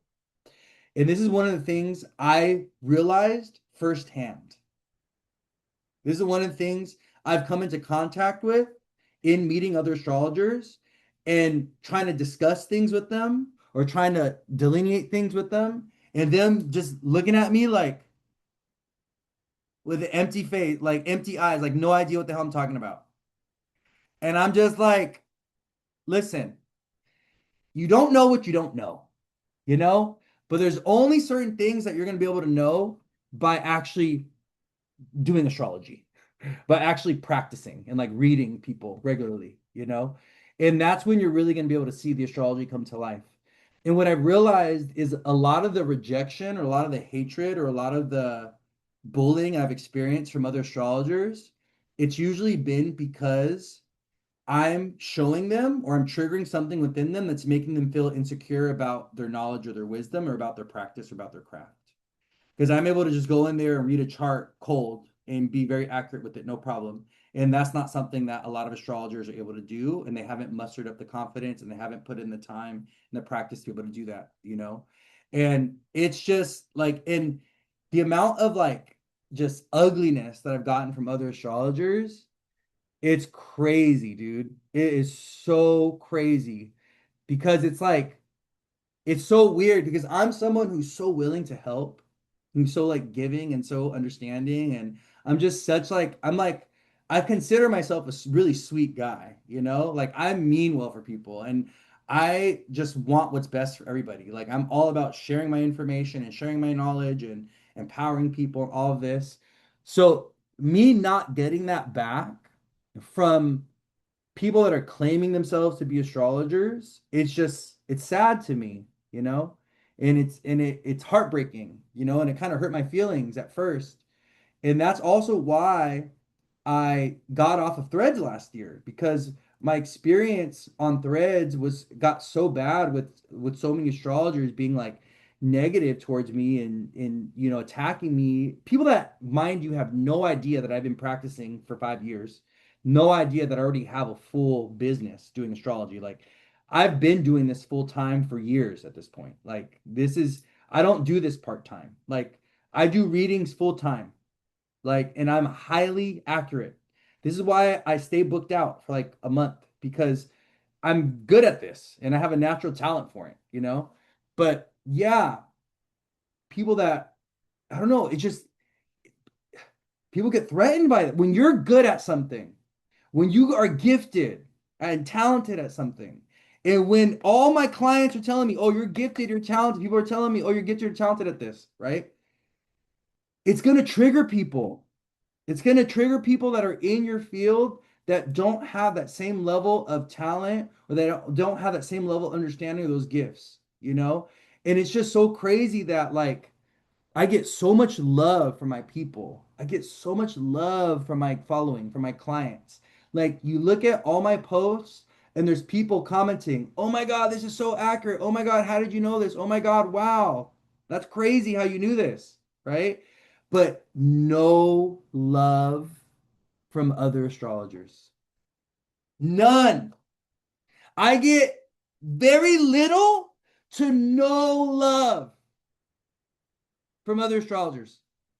They're not commenting on my stuff. They're not liking my stuff.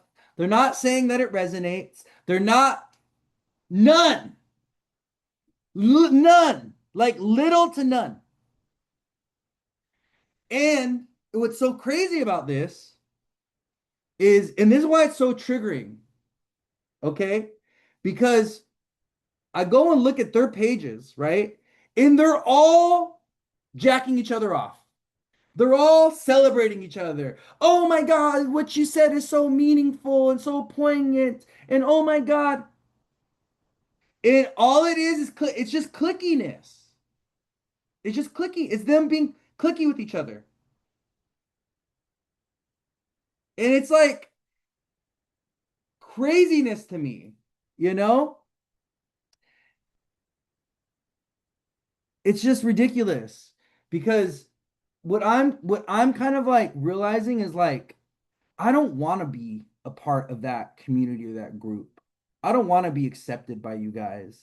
Like, yeah, some people never leave high school. Like, I don't, at first, last year when it happened to me at first, I was like devastated and distraught by it. But with where I'm at now, fuck them. Fuck them. Stay away from me. And if I see them in person in the future, I'm gonna make it awkward and uncomfortable because I'm gonna tell you guys, like, I literally got bullied off of Threads last year. Like, I stopped posting on there and it was giving me so much anxiety because of what I experienced with these astrologers that don't even have a practice, that have little to no experience actually doing readings, that aren't even in the same field of astrology as I am. Like, weird stuff, dude. And I'm really like, I'm trying to strengthen my heart and I'm trying to strengthen my spirit and I'm trying to like do my best to move past this and I'm trying to not let it stop me, but it still bothers me. And the reason why it bothers me is because I grew up closeted, and I grew up very insecure and I grew up being hyper aware of what other people think of me as a gay man, and so that kind of like hyper awareness and trying to get people to like me and trying to get everyone to like me, that is like a trauma that's rooted in my upbringing. And I'm trying to like heal this. I'm trying to move past this. I'm trying to evolve beyond this and not let it stop me. But it's so hard because I'm such a sensitive person. I'm a Pisces rising. I'm a Scorpio stellium. I'm a Neptune guy. I'm Neptune touching everything. So I'm so sensitive. And I swear, like, one of the things that I feel when I'm on threads and I'm posting, I don't feel this with my Instagram at all. When I'm posting on threads, one of the things I feel is hatred and like resentment and like jealousy and like envy coming to me from what I'm posting. And I don't know who I'm not feeling this energy. Like there's no particular person that's sending me this energy, but I'm feeling this energy because these people are looking at my shit and they're sending me evil eye. I'm so psychic, y'all. Like I'm so energetically sensitive. I'm like a sponge. And I'm literally feeling the energetic like hatred or the jealousy, whatever, of them looking at my posts. Like it's so weird. I don't get that with Instagram at all, but I only get that with threads, you know? Oh, you are so genuine. I only get good energy from you. I'm booking my first chart reading. Yeah, it's so weird. Same. I'm so hypersensitive. I get tired of over explaining. No one has ever heard of your perspective and insights. You bring something completely new. Been following you since before you started in this. You've evolved and made your craft your own. Oh, thank you, my love. Yeah, it's just so crazy to me. Why are people like this? Like, and let me tell you, like, the ones that are like this, no one wants to do business with them. No one wants to do readings with them. Their business isn't growing, their pages aren't growing, their work isn't growing because of their negativity, because of their pride and their ego. And like it's crazy though. But it's like for them to go out of their way and like target me is like what the fuck, that shit's just crazy to me. But thank you guys for listening to this because this has been on my chest and I just like wanted to share this because like it's just like so fucked up and it's like so funky. And you know, I expected to be welcomed into a community of astrologers, and what I've gotten is just like rejection and like jealousy and like competitive energy. And also what I reveal is like how much a lot of these astrologers don't actually know, and they don't know how to do astrology. I'm gonna tell you guys right now, there's a lot of astrologers that present themselves to look very smart, very intelligent, very capable. But when it comes to actually giving you a reading, they're gonna drop the ball. And they're not gonna, you know, because it's just, I do think that astrology, you need to have a certain level of understanding and a certain level of talent to be really great at it, you know. Everyone could do astrology, but not everyone could do it at a really great high level, you know. And that's with anything, with any talent, you know what I mean? Like, not everyone's gonna be a great soccer player, not everyone's gonna be a great, you know, guitar player, you know. Some people just have a natural talent for these things. So all right, my loves. Well, I gotta go because I got 10 seconds remaining. This is about to wrap up, but I love you guys so much. Have a beautiful, blessed day. I'm gonna go ahead and post this on Instagram and also post this on YouTube, okay? I see you guys. Have a good one. Bye.